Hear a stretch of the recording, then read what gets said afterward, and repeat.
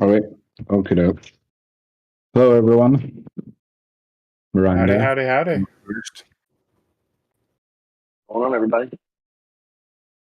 Ooh, we got backlighting behind me. Here, Matt, I'm quickly showing you this wall mount for the camera. Can you see that? Oh, that's pretty slick. Yeah. You fancy. Yeah, it's pretty handy. So it just pops over the monitor, kind of out of the way. Very nice.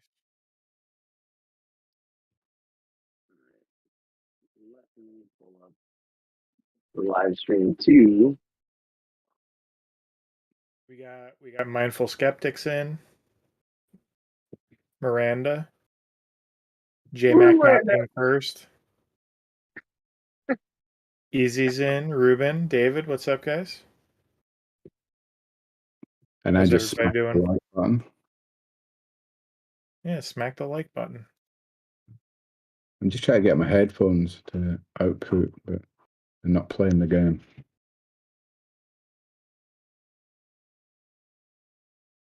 Rip J-Mac. Hey, Corey. How's it going, man? Hey, Corey. Hey, David. First time you've ever made it to a live video, David. Boy, welcome. Good to have you. We're just chilling, answering any questions you guys have while Alex is working on finishing up an edit on a video. Working on some projects of our own. Hey, Russell. Leather that I'm engraving. If anybody's ever worked with leather or wants to know anything, try to help you out today.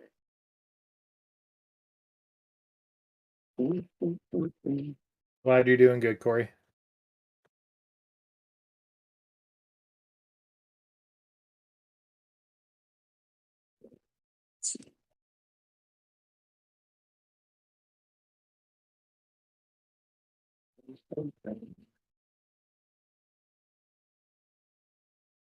You guys got any questions for us? We could help you out.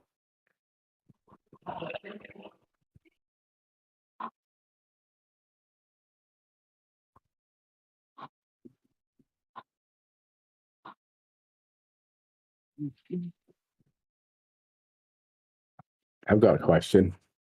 Matt, What's what up? are you doing? So I am working on a stack of leather. You can't see it in the shop. Here's some of it. Right? Some pre-cut leather pieces from the guy who makes cigar holders, and basically it's from a veteran-owned small business here in Florida, and it's really cool. Like basically, this guy, this is the this was the like very first one that he made. He wanted to see what it would look like with the engraving, so basically made a couple of them for him, and he really liked them. It's got their logo on it. It says "Mean Bastard," and so basically that's what he's going to be shipping out to people. And he kind of does it, I think, to yeah, he was an active duty combat guy. And so basically, this is one of his ways to get out in the shop, use his hands, be focused on some cool projects. And it seems like a really nice guy and well made stuff. So I'm just helping him out with putting his brand on his product tonight. That's awesome, man. Yeah, I got 30 of those to make while we're sitting in here. So if anybody has any questions, I can definitely try to help you out on leather, just with what I know from it. I'm What are just you guys noticing in chat working on? on the main YouTube screen that the video feeds have frozen on my one. I don't know. Are they the same for you or? It's Discord. Yeah, Yeah. it is. I think he does that just so it's like a picture of us because we're working. Yeah. It's all good. Picture of us actually doing something. Just pretend our mouths are flapping. It's all good. Yeah. Yeah, they're probably better off not seeing us really. Matt D says hello. Yep, first time watching. Awesome, dude. Nice. Let us know what you guys are working on and how we can help you, or if you've got questions or things you're running into, because we may have run into them. Or other people in the chat may know better than us. You never know. Yeah.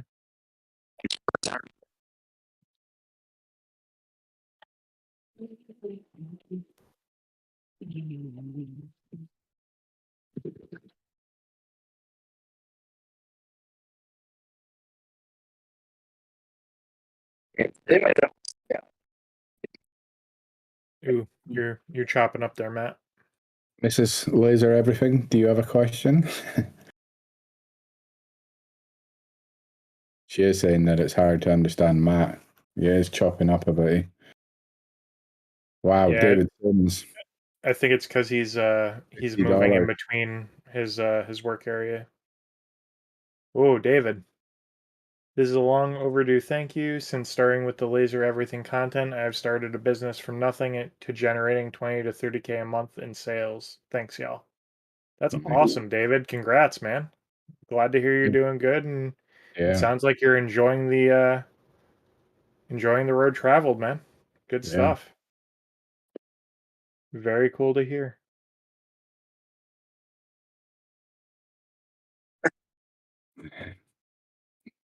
Miss Laser Everything. Who thinks Alex will actually finish the video tonight? yeah, I We- think so. We will see. He seems like he's moving along at a pretty good clip, so it's possible. We'll see. Quite interesting just to watch the workflow of it happening. It's interesting to see it start to finish, like really start to finish, the actual filming and then production. And what's really interesting too is for anybody who doesn't realize how much work and production value goes into his videos, like it's ridiculous the amount of time Yeah, to make absolutely. a quality video. Quality. David says, is he still on the 30 watt for this? I think for this video, I think he worked on it on the EM Smart, I believe. Is that right? I think that's right. Yeah, I think he did. He went back and got the Macron. He was having a few issues at first. With Oh, that's right. Went That's back and right. got the Macron. So, but I don't know, did he return to the EM Smart again Hey near the guys, end of it? I did think you- I may have. True. Did you guys thank David Sims already? We did. Oh, cool. Well, absolutely. I just wanted to pop in and say thank you, David, for that generous contribution, man. That really goes a long way to help us continue doing the channel. So, thank you so much for that. Really, I'm gonna get back to work. I just wanted to come in and throw my hat in the ring too. Yeah. Thanks again, David. Absolutely. Thanks, it was David. very cool of David.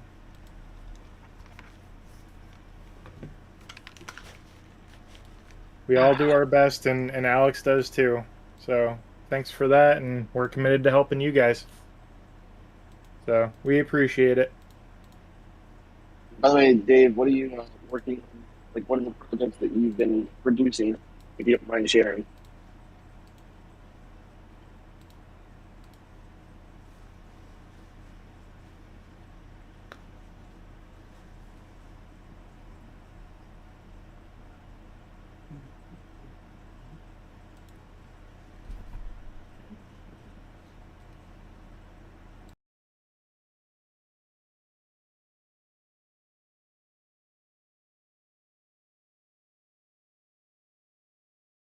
Keychain. There's a lot of flexibility in that market. So everyone runs away and orders a heap of keychains now. The impulse stuff, yeah, dude, that's really Yeah, definitely. cool. I literally just ordered keychains for. Yeah, I was talking to some of the staff about it, about making like cool things that anybody would want. You know, just like things you can hold on to. Oh heck yeah, it's a grind, dude. That's a Yeah, lot of work. Absolutely. I mean, there's so many small things to make that profit. It's not a few large priced items you're making. It's a grind of hundreds and hundreds of multiples. Long hours, I should imagine. Now I gotta ask: do you do batch runs? Do you set up jigs and smash through? 5,000 packages in the last 30 days. Holy moly! Where do you sell? Is it on your own website? Is it local or is it Etsy or what's your platform?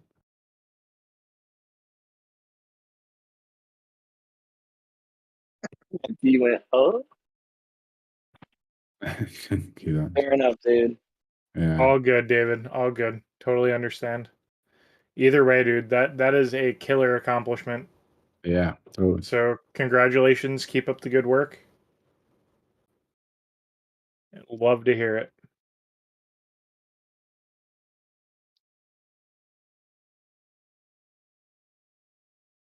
Exactly, Ruben. Yep.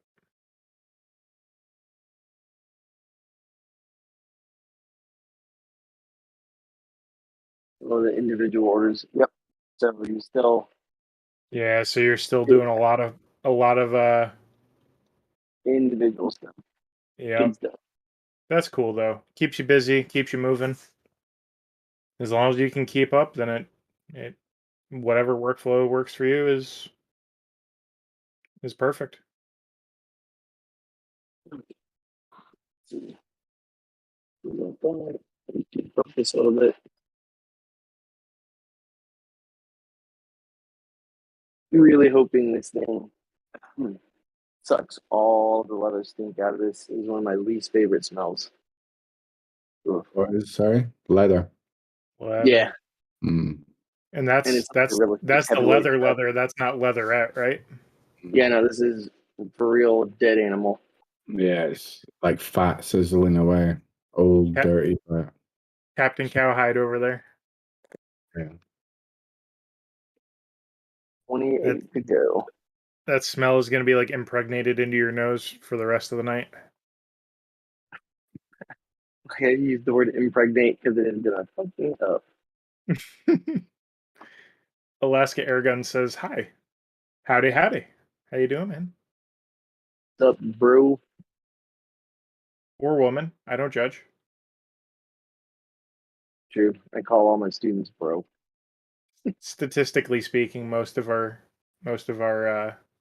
viewership is males, so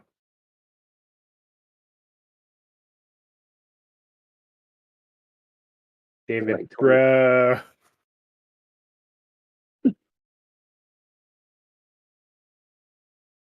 So, Kyle, what are some of the things you're working on in the future? What you got going on? Me? Yep.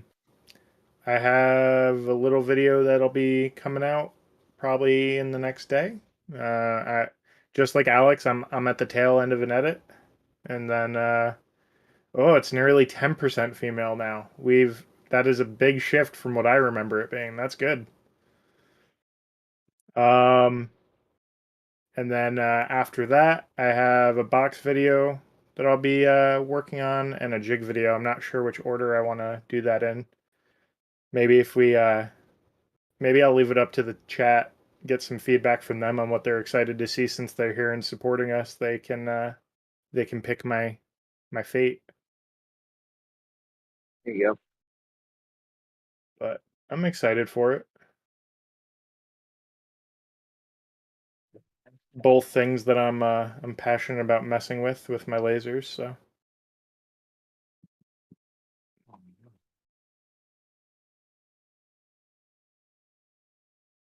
And then, J-Mac, are you doing any videos coming up soon or no? Are you working on something?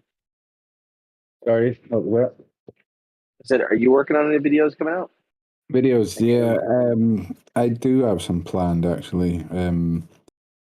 I just ordered a CNC, so that should be here in a couple of weeks. Then I was going to do a build of the CNC from start to finish, and then some projects showing cutting stuff on the CNC, aluminium and wood, and then engraving it on the CO2 or the aluminium on the fiber laser, and showing the two machines working together. Yeah, I'm looking forward to doing that. nice, man. Good. It'll take a Sam's while to get it built and, get into the rhythm of it, but looking forward to it. yeah. Hopefully other people will see and think it's pretty cool and get a CNC also, have a play. I think they work quite well together, lasers and CNC. Absolutely. They kind of go hand in hand in some ways if you're if you play it right. Yeah. Yeah. I'm definitely I'm watching. I want to see how it goes for you. You might have sold me on a CNC. Now I just need some space to put one. Yeah. Yeah, they are. You do need quite a bit of space for them. My one's going to be 750 millimeters square, so it's not going to take up too much room. Once I tidy, of course. It's a little over, what is that, like 2.5 feet by 2.5 feet or so? Yeah, that's the frame size. The actual work area is just under 2 foot by 2 foot. So Nice. it's still Okay. decent size for me. You know, I can do a sign. Absolutely. I You probably could do a lot of good stuff on that.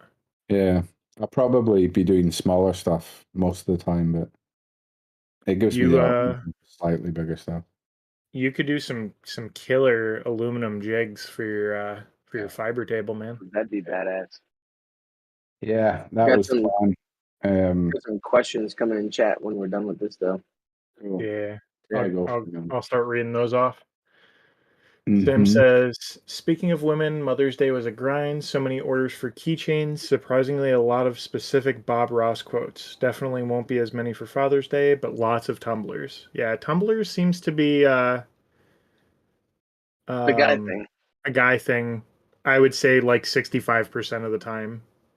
But Bob Ross quotes. I wouldn't have thought about that one. That's cool. What are you saying, Kyle, that people who use tumblers tend to be male mostly? I would say, well, use or is generally a gift bought by men. I think statistically. Over here, I don't really see them for sale even over here. You know, it just doesn't seem to be a thing over in the UK. So. Yeah, it's kind of. I feel like even here in the US, it's like maybe more of like a smaller what's the word I'm looking for? Even smaller Niche. than regional. Yeah, it's town by town. It's going to be a little bit different, right? Yeah, yeah. It seems Kind of just trend wise, it's going to be different. I can tell you, being in the South, there are a ton of people who want Texas and stuff like that. You know, it seems really popular down there. Yeah, when you go to the beach, it's like literally today was 99 degrees outside. You know, like if you don't have a cup. But here is a very specific question. It looks like I think the name is In Pain. They're using that lead speak. Does anyone know what fiber laser controller supports 2 extension axes? I'd like to buy a clone board, or if not, an LMCV4 fiber M board. I have 2 boards that are 1 extension axis only. That sounds like an Alex. If he just got the light board. Yeah, if he has a 1 extension axis or a clone, it's probably. So he says I'd probably like a to clone buy. of light. He said I'd either like to buy a clone board, or if not, the M board, like the LMCD4 M. So if he's got the 1 extension, that does sound like it. Yeah. Yeah, if you go to the I think for that board. Yeah, it's between $400 and $600, I think. If you go to the video that Alex did on switching from EasyCAD 3 to 2, it's up on the channel after the stream or whenever. I believe that board is what he used. Has a two extension axes included on that board, I believe. No, he used the light board when Did he he? did from the EasyCAD 3 swap. Did he? Yeah, he did. Yeah, it was a light board. Yeah, 1 sec, I'll get a link. Okay. JMax got you covered. We got another question. Matt D says, any tips or tricks on rocking out a decent size order on shot glasses on a CO2 gantry? It depends. So if you're rocking, if they're straight walled shot glasses, like there's no taper, you can kind of jig them in a line by sticking a couple together. Some people use like a piece of rubber that has a little bit of tack to it, stick it in between the two lips of the glasses or the shot glasses. You can stick them together opposing, or stick them together by the butt using some like a little piece of double-sided tape. And you can run 2 at a time that way. Just kind of depends. If they're tapered, you can't really do that because you you can't get the more than one level to the plane of the gantry at a time, unfortunately. So that's more of a sit and wait situation.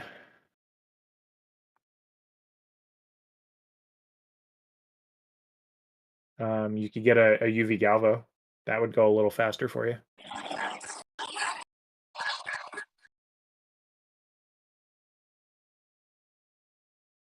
I'm not sure if you guys have any other tips for CO2 rotary speedy hacks. Not really. It's just testing settings for me is what's kind of gotten me to where I kind of can know where I'm at, what I'm trying to do and accomplish. You know. Nice, nice. We'll see. Let's see. What do we got? A couple more questions.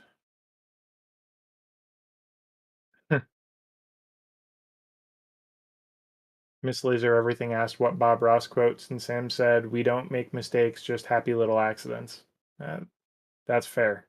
It's a good Mother's Day quote. Alaska Air Guns. I just bought this JTP etching laser. I'm a gunsmith who wants to use this for special projects. Very cool. Should I trust that product? JTP is not a company I'm familiar with.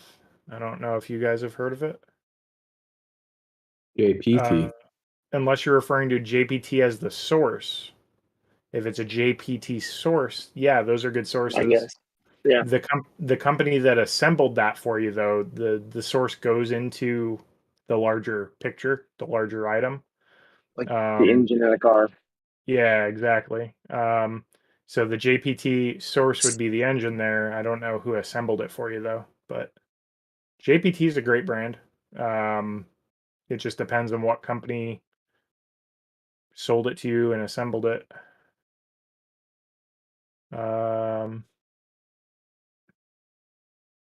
Boba the Fett says, what program are you using? He is editing with Premiere Pro. A little bit further, Alaska Airgun says it will not etch the mildest steel or aluminum.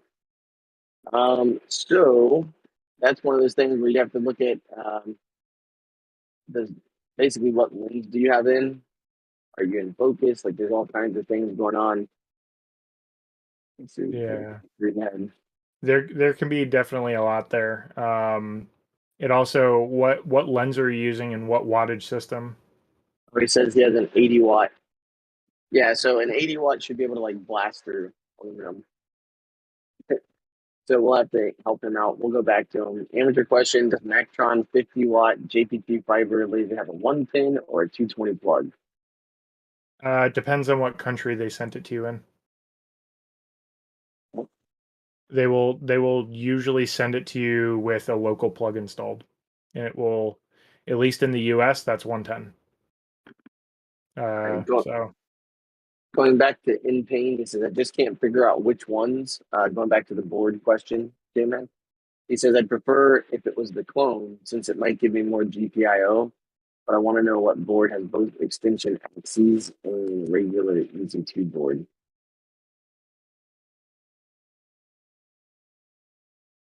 Raul Ruiz says, "Hey guys, new Academy member watching live for the first time. Welcome in. Good to have you. Thanks for being a member of the LMA, and thanks for coming and hanging out. If you have any questions, feel free to drop them in chat."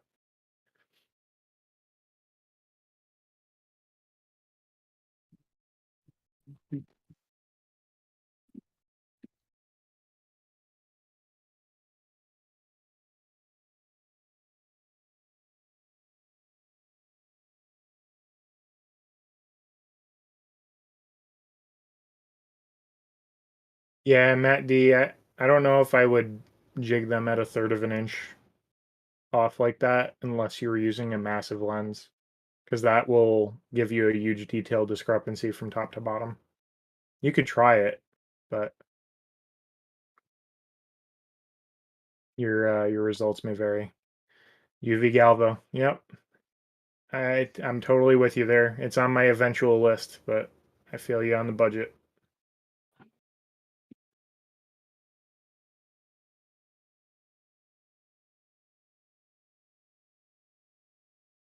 Boba. It's Premiere Pro.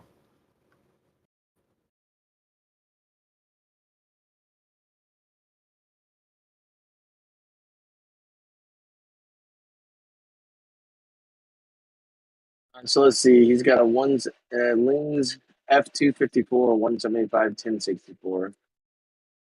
So that is a 175 work area lens. Yeah. So what's the focal length or focal distance you use in your guns? What did your manufacturer suggest or measure out for you?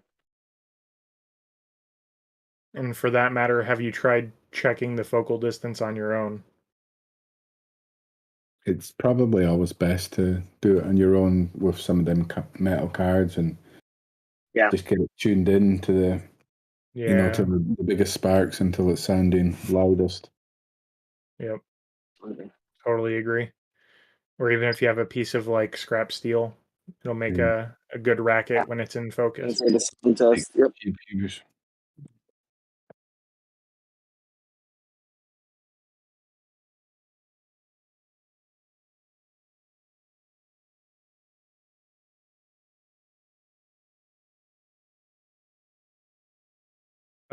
Cody says, thanks, looking to get one. Wasn't sure if I could use it in a camper. It's entirely possible. They don't use a lot of amperage, but if you're here in the US, by default, they'll probably ship it as 110. You can definitely ask, though. Don't be afraid to reach out and just confirm with them if you want it one way versus the other. So if you're in a different country, or like here in the US, you could pick one way or the other. Just confirm.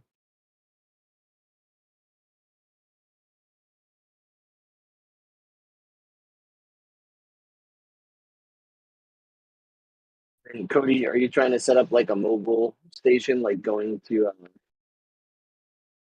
like shows and stuff this summer? Being able to put something together on the road, like to be able to go. He's from Mississippi. Very cool. So yeah, you're a US dude. Yeah, they'll ship it here as 110, but definitely feel free to throw that in when you go to message them to confirm your order. Just let them know you're looking for 110, and they'll take care of you. That way it's in writing, there's no question.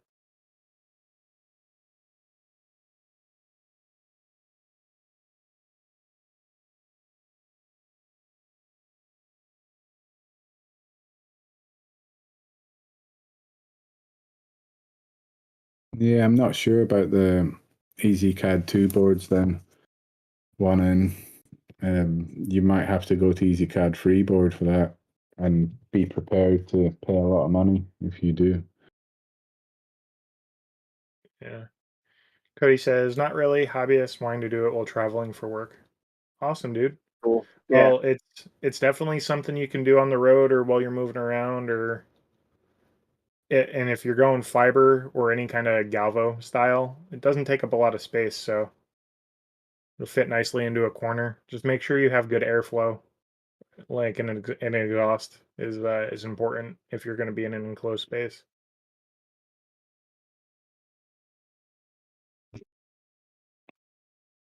So trying to help Alaska here. What are you guys at with your like 175? Do you guys have a 175?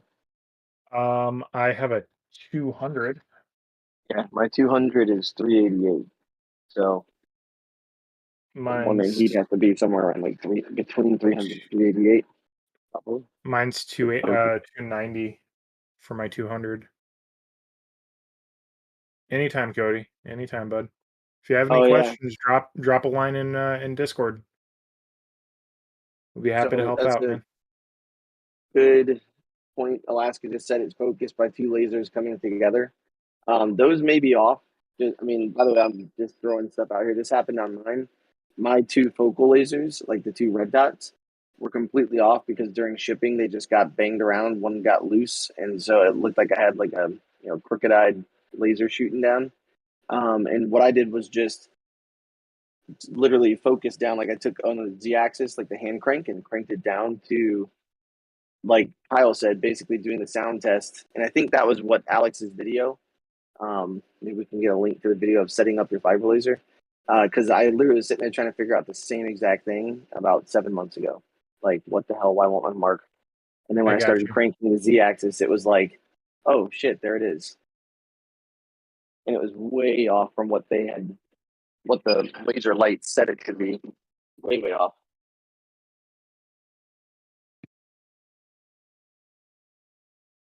Oh, sweet. I got these leather things dialed in now. It seems to be spot on, he said. Okay. So is it not marking at all? Like it just seems like the red light is going back and forth? Or is it marking it's just really, really dull and light? Easy says, thank you, Laser Everything. $50 donation. Thanks, man. Appreciate it. Thanks for coming and hanging out with us. Super cool of you. Super appreciate it, man.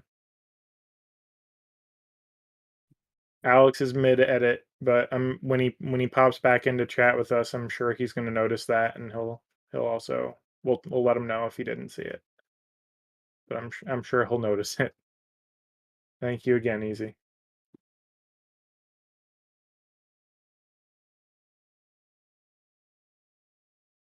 Talented laser guy right there, man.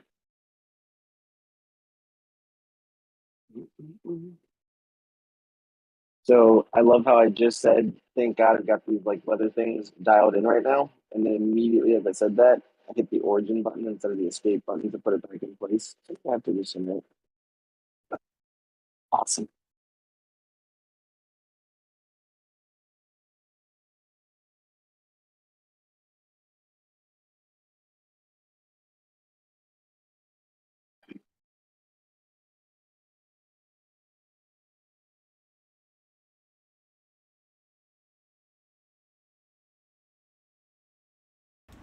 Hey guys. It's an Alex. I just saw another donation come in, so I wanted to, again, do my due diligence here. And thank Easy, who's not only contributing, but also a volunteer staff member. So thank you so much for your help in the community, man. It really makes a huge difference. And, of course, we appreciate the donation as well. So seriously, thank you. And oh my God, another one. In pain. Thank you so much for that contribution. You guys are making my day right now. Yeah, this is pretty cool. So thank you all so much. Seriously, we wouldn't have this channel without everybody who goes out of their way to support it. And it's so many people. Did you guys know that the Laser Master Academy is over 1,800 members now? Oh, nice. Yeah, that's yep. 1,800 people that spend their hard-earned money to make sure that we can continue doing the show, and it just means the world to me. So thank you so much, not only for helping me and the guys to do what we love, but thank you for helping everybody that watches and enjoys this channel. You guys know I don't like locking things behind paywalls. Try to put out all of the most important information, pretty much all of the information, period, with very few rare exceptions, out for free for everyone, whether you pay or not. So the people that are financially supporting the channel aren't just helping themselves and me and you guys, they're helping literally everyone who enjoys Laser Everything. So seriously, thank you guys so much for those contributions. They mean the world to me. I'm gonna get back to editing. Thanks, Alex. Yeah, thank you. Catch you in a bit, bro. So, yeah, also thank you guys. It's awesome. And going back to Alaska Air Guns, he's actually sitting here. He said it's marking, but it's really light. I was having to let the tech department from China get into my computer, which I didn't like. Yeah, I understand that. And then he said that even it's just not light. It was marking really well, and it just kind of stopped. So didn't you have something like that happen? I did. So yeah, what happened with that, bud? For me, well, I had two issues when I unboxed the machine live. So two issues. First issue I had was the Z-axis wasn't going up and down like it was supposed to. It's a powered Z-axis. Not automatic, but it is powered. I have it's like a tethered remote. Yeah. The driver inside the case actually was unplugged. So all I had to do was pop that back in and it went up and down, but irrelevant for this situation. The second issue was it wasn't marking. What I ended up finding out after stream ended was, and I had like a Pepsi and like 15 minutes to kind of collect my thoughts and get into troubleshooting mode. I restarted everything. I completely powered down the machine, gave it like 5 minutes of power off, closed EasyCAD, turned off my computer, restarted it, powered everything back on, reinitializing EasyCAD with the fiber laser. I was able to mark after that. So the problem was the software wasn't sending the instructions to the controller to turn the source on. Like it was following it with the red light, but it wasn't doing anything. So I mean, if you haven't restarted everything like completely, including Windows, a full restart, I would absolutely do it because that'll also clear any potential like hangups through like your USB drivers and stuff. Wouldn't be a bad thing, but not saying that's the issue, but uh, you know, Troubleshooting. software things, you know how it is. Um, Months now. Hey, number 4 months. Awesome. Thanks, Alaska. Alaska says anybody that wouldn't mind helping with parameters working with CAD 2. I think you said you were working with steel, right? If you're using an 80 watt, maybe try something along the lines of like 45 frequency, give it like 60 or 70% power, and I don't know, like if you're trying to cut into the metal, like somewhere between 1,000 and 1,500 speed or something. You'll have to play with it, obviously, but I'm just throwing out random numbers from memory. If you're wanting to get a little bit of a different look, slow it down, speed it up. But if you're wanting to like dig into the metal, give it a good mark. That's where I would start. Don just asked if anyone has time, can you explain the difference between high and low frequency on the JPT 50 watt? I can take that one if you want. Go for it. Basically, low frequency, I've heard this explained a couple different ways, but one of the ways, if you're a woodworker, it's almost like the grain on your sandpaper. So basically, lower frequency equals like a lower grit that's just going to like, tear through stuff. And the higher frequency is almost like a higher grit sandpaper that's for the fine tuning and taking away smaller and smaller layers. But if you're looking at it from a physics standpoint, it literally is light traveling in a wave. And so basically between the troughs and the crests, so like imagine like a wave hitting a shore of sand. When you've got lower frequency, it's hitting it less frequently and just smashing into it. So it's delivering more of an oomph behind its, I guess, when it hits the actual surface of the substrate versus one that's got a higher frequency that's almost like tickling the surface. So that's the best way I can explain it. And then if you're talking about JPT versus a Rakis, it's just the range is the difference, right? That'd be hopefully that explains it well enough. Oh, there's a MOPA question for you. David Sims is asking. Will stainless deteriorate? Does stainless deteriorate quicker when you engrave in colors on MOPA? So when you're doing colors, it's kind of irrelevant, right? So the problem with marking colors on steel, or just in general, it's ferrous metals is what you're getting colors out of MOPA generally. What ends up happening is rust can kind of either take away from the color that you're looking for over time, depending on what the material is. And functionally what you're doing when you're getting colors is it's a function of heat, right? You're heating the metal at a localized level, and you're changing kind of the science behind the metal there. It's de- it's kind of hard to explain. If you're looking to do colors, I would look into doing titanium if you can, because it's been proven that that's going to kind of give you the longest term of keep on your mark. You can do it on steel. There's been mixed results. So some people who've done long-term testing, spraying it with different solutions, leaving it out in the weather. Some people say it's not a problem. Some people say it is.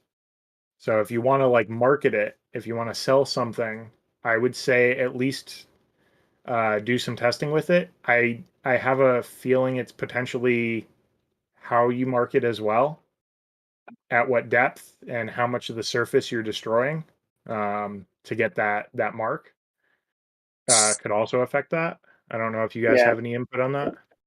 I know that basically what MOPA, from my understanding, because I read into all this stuff before I bought a JPT, and I was doing all the same stuff that I think most of us do when you're looking into it. And it does create a physical and a chemical effect. And basically, it's just like a heat pin, is what it's called. I think it's called the heat pin effect, if I remember correctly. And so basically, it's just it oxidizes the metal surfaces, which is why usually coloring happens on like ferrous metals.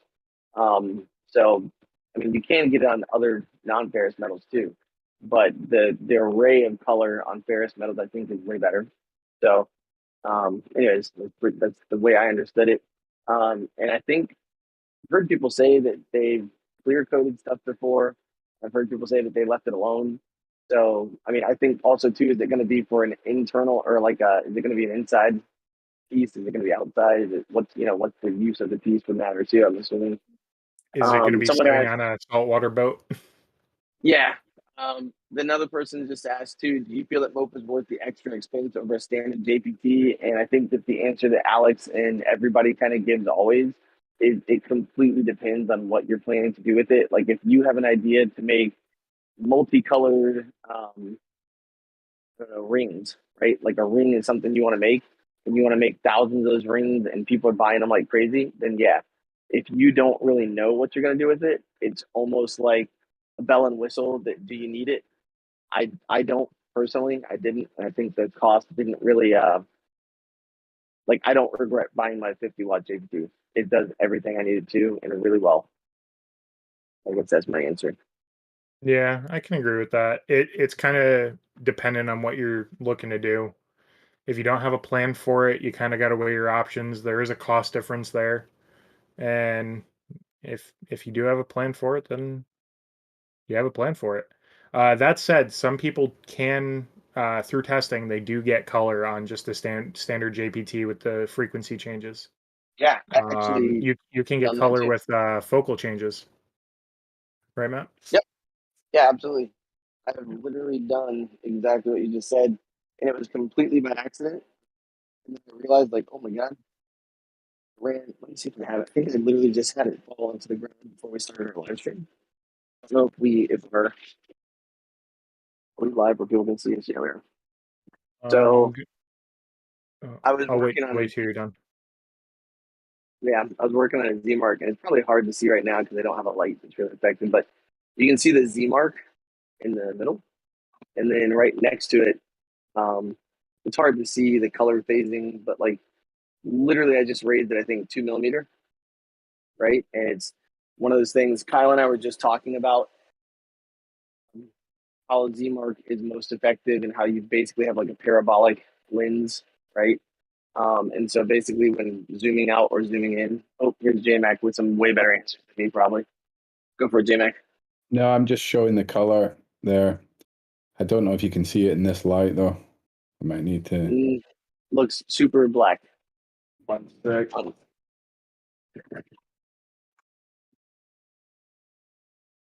Sorry, I keep stepping out of frame and people are trying to look at me and listen to me. I'm just trying to move pieces. Yeah, it's all right. You see any of that colors there?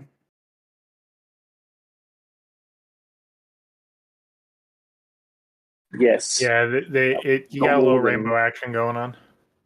Pretty sweet. So you actually do jewelry, JMac. Like, have you ever used like MOPA effects on purpose on jewelry, or what's your knowledge on it? 1 sec. Sorry. The color marks I done there, they were all done on a JPT 50 watt. I've never used a MoPA laser myself. I, like you, didn't really see the need for it. I couldn't think of why I would need it. All the marks I do on stainless steel, the annealing is black. So Yeah. yeah, I personally don't need it. The only one thing that interests me is doing black marks on anodized aluminium. They look pretty cool. So that's maybe the one reason that would sway me to get a MoPA. I think. And then real Yeah. quick, ECFD 16 has asked twice now to want to make sure with him and help him out. Says, where can I go find out the sizes of the focal lens measuring sticks that I need for my different lenses? So I know from my machine when it came, it literally had the focal distance and actually, yeah, I can actually show you real quick. If you guys want to talk while I'm moving around, go for it. I'm just going to show on mine. Well, Matt's being cameraman. The scientific answer to finding your focus is put a piece of steel scrap or metal underneath your work area, make a little box and hatch it, and crank up the power. Do like a 25 or 30 frequency pass on it, and set it to continuous, and raise and lower your head until you actually hear the loudest ablation of material. When it starts as you're going up, and then when it stops as you hit the highest point, and then you kind of want to hit the middle where it's the loudest, and that's when you stop the laser and you measure, and that's the focal distance for that lens size. It's going to be different for your 110, your 200, and your 300. So Yep. the And bigger the so lens, the longer the focal range. But go ahead, Matt. mine, yeah, I was gonna say mine actually just came kind of done for me, but because I'm the person who I am, I literally went through and checked every single one of them. And you should have gotten this big giant, ruler if you didn't get one with your machine. I'm sure you could buy one cheap and easily. But mine is here also on the side of my machine. It's got my core files. Like you guys can see all my mess down here. But it has core files and focal lengths. Everything is like super, super duper glued on there. So that's one of the reasons I appreciated the person who I bought my machine from. Did a great job setting it up and making it clear for someone who had no idea like what they were doing, how to take care of that properly. It's definitely a good setup. Even if it comes that way, just like Matt did, just like I did, and I know for a fact JMac did, definitely go through your settings, just sanity check them. You know, if they give you a focal range, throw a piece of scrap under there, and as it's marking continuously, start there and go up and down, and if it gets louder, you can fine tune it just a little bit more. And we did miss a question, and then I'll start reading forward again. If you have time, can you explain the difference between high and low frequency on JPT 50 watt? So high and low frequency, the idea behind it is going to be the same from JPT to Max to Rakis to anything. The frequency is the interval in which the laser pulses the beam. And if your laser is capable of going higher frequency than something else, the difference is it's just putting out more pulses quicker, essentially. So it's the count of pulses per time interval, essentially, if that makes sense. So if you go up in power, for example, on a laser that has a higher frequency capability, you could turn the frequency up and the power, and you can move your speed up to be able to ablate more material quicker versus a lower wattage machine. You'd have to lower those values. Basically, the only way I can think of to describe it right now. I don't know if you guys want to add to that. Matt actually answered that question as well not long Oh, ago. did he? Okay. So Sorry, I we've missed had that. 2 answers now, so that's good. Well, we doubled up. You explained, I was gonna say, you explained it pretty scientifically. I was sitting there like, Hey, by the way, I'll Steve, take teamwork. if you're still here, yeah, if you're still here, easy. See you later. Good luck with the wife. We just gave you the look. Have a good night, brother. See you later, Easy. Let's see.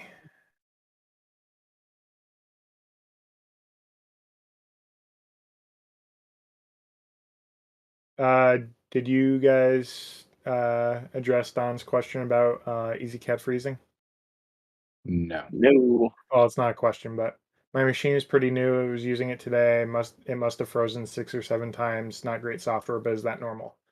Yep. Unfortunately, yes. EasyCAD has a really hard time with complex design. So if your design has a lot of points on it to map to, that could be giving it a hard time. You could try simplifying it for less dots if you're working with like a vector, for example.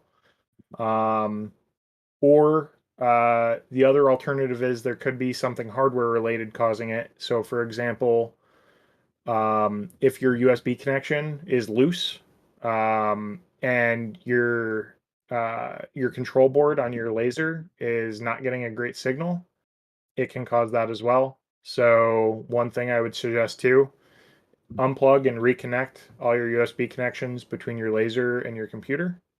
And if you're using a USB hub and reconnecting everything doesn't work, try bypassing it and see if that helps. It might not be providing enough power to get a clean signal. While you were answering that, ECF just asked, where do I find a riser for my 30-watt fiber in order to use the 300mm lens? A couple of answers for that. Number one, I just put it in chat too, but I literally just ordered an 800mm tower. I think because JMac has one. Kyle, you have the 500, right? I don't have a riser or an 800 tower yet. Yeah. But I'm thinking about Patrick, I was gonna say I paid $300 and it was 155 for the product, and I paid 161 I think for shipping, so like 316 total. And it'll be here. It said in 8 to 10 days. The reason I'm doing that is because just I can knock cups out in a minute and a half with the 300 lens and some of the settings we've developed, some of the guys. And the other thing is, I know Patrick used risers. He actually just went and got metal, just some metal spacers that he took a large M6 screw, or what's the one, M8? Is it an M8 for the It changes power? between Yeah. manufacturers. My ones are M6, some of them are M8. So yeah. I Yeah, believe mine are M6 as well. Mine are the big old fat M8s. So Patrick went and just got some really extended screws that were the length of his, and he literally just cranked it down into the bed. So you can actually make your own spacers to get. I think he said he had some that were 30 mil, right? So just like a couple of inches to get that space that he needed, so that he could actually put the cup jig down, the tumbler jig, from Alex Campbell's video.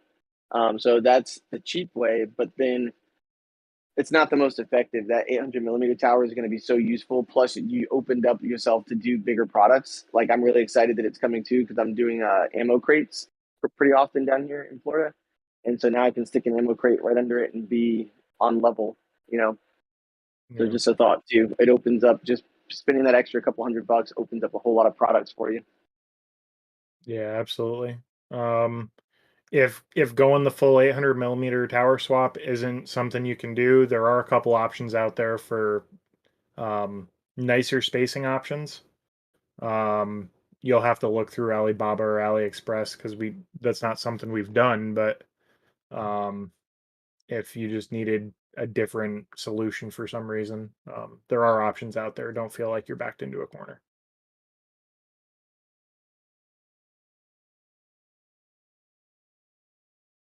Has anyone done a video on splitting large jobs into multiple smaller ones?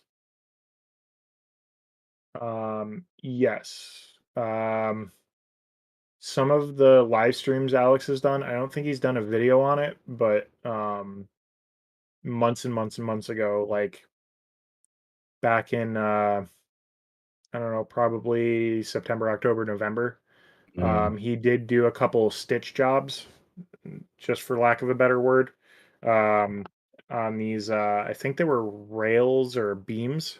On the fiber laser he did, yeah. They were, I don't know what they were, some big aluminium beams, were they? Or steel I think beams? so. Yeah. So. He had to actually move. What did he have to do? I think he had to turn the tower on the fiber laser so it's pointing off the side of the table, so he could get the height to put them under. That's a pain in the ass. but basically what he did with that too is they were really long, like serial numbers almost. And so he had to basically he marked an area basically that his lens could cover, and then he would move to the next series of digits in the serial number. And in that case, he used the straight edge to keep it straight, so that all he had to do was slide it along that axis. And he used tape to line up where the red light started for the next job. So he would use the red light and then the edge of the tape line to get the slide distance correct. So if you look back through the live videos, you should be able to come across that one. It was like last fall though, so it was a while back, like 7 months ago probably. What was that? But this leather is so finicky. It was off by like 1 millimeter because like the stitching was bowed on it. And it's completely fucked up. What the things? Oh no. Matt just said I wouldn't have the patience for the video editing. Yeah, I'm really glad. Like, I hope you guys, I know you listen, but like, if you're watching what Alex is doing back here, this is like what day. And this is just the very little end wrapping up bit. He's been at it for days and days, you know. Then, yeah. Literally, and walk in like, hey man, what you working on? This. So. Yeah. E3 said on vacation, but wanted to stop by and say hello to everyone. Happy Friday. Hey, brother. Good to see you. Wendy says, hey there. What's going on tonight? Hey, Wendy. Good to see you too.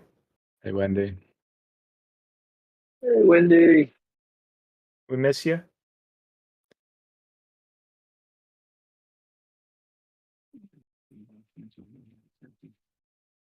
So, let's see here. So, Easy, if you're asking about the cost of the fiber laser tower, the 800 millimeter, I think Matt was saying they're about $150, and then shipping is about the same again. So you're looking $300. Regarding the 30 watt, it doesn't make any difference. It'll fit any machine. So you're good to go from 20 to 500 watt. You know, it's just a piece of hardware, right? Yeah. So, and then did you guys see Cody's comment above? No. Would it be possible to make a quick 2-minute video, like the recent video, about light burn release with a list/carded videos in order from unboxing to engraving, like distortion, alignment, focus tape? I think that actually is something that happens. Like if you go into the channel, one of the ways I figured out how to make my laser work was when you go into the channel on YouTube, you can actually click playlists, and they kind of are in order, as far as I'm aware. Man, I could be wrong.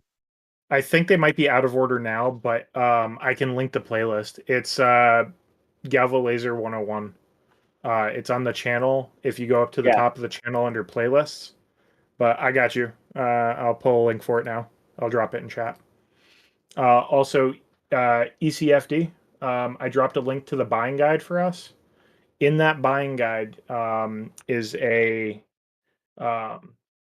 if you scroll down past the machines, you'll see add-ons and stuff.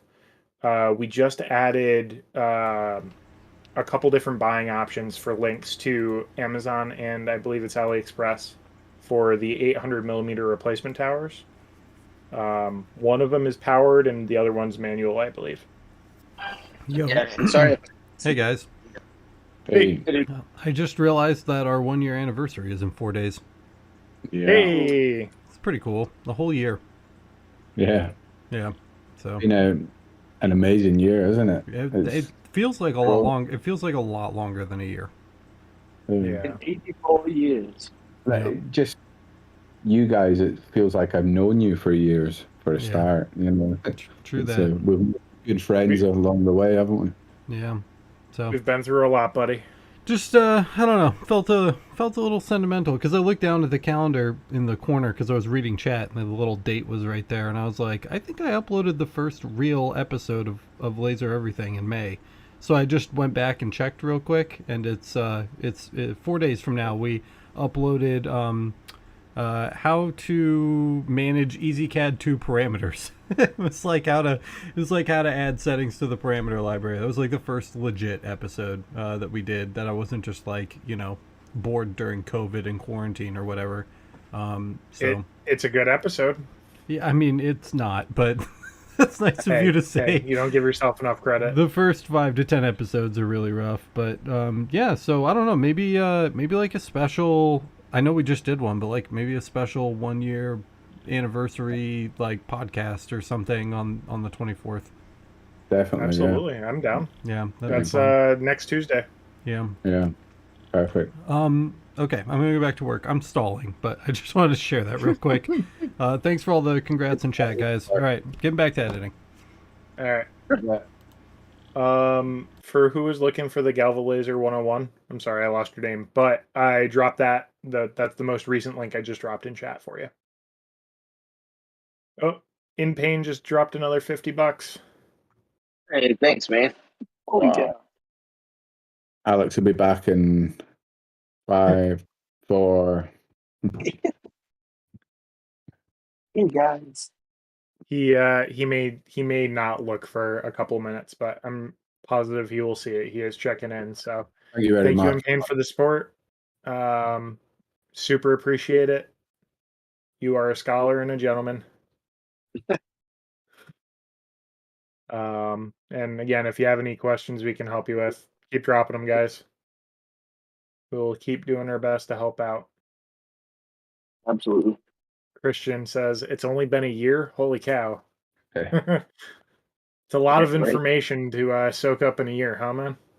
Yeah.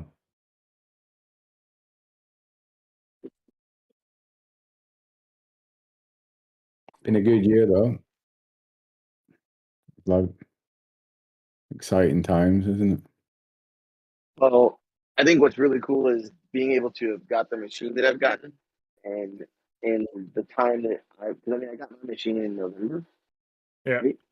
And without this channel, I wouldn't have been able to do anything. Kind of like what a couple of people have said in chat tonight. Like David had said it. And I mean, the people who are donating obviously agree. Like, I mean, the value's there. It's just I appreciate everything the channel has given me and helped me to do too. So it's awesome, man. And like you said, met a couple of decent people, a couple of thirds. Mm-hmm. Learned a lot. I don't remember. Oh, E3 is here. What's up, E3?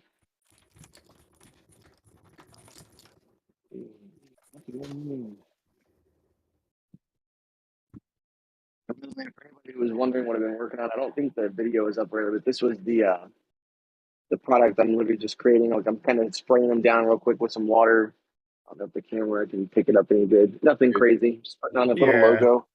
It's coming through. It's a little tiny because we're in the corner, but it's coming out beautiful, man.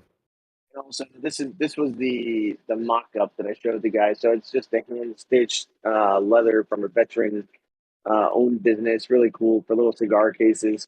It's and good. Basically, yeah, I appreciate it. And it's just one of those things where really nice guy reached out to me actually at the bakery. If you can believe that I don't. Well, you guys know I don't eat at night, but during the daytime I definitely partake in some pastries. Not like you. So.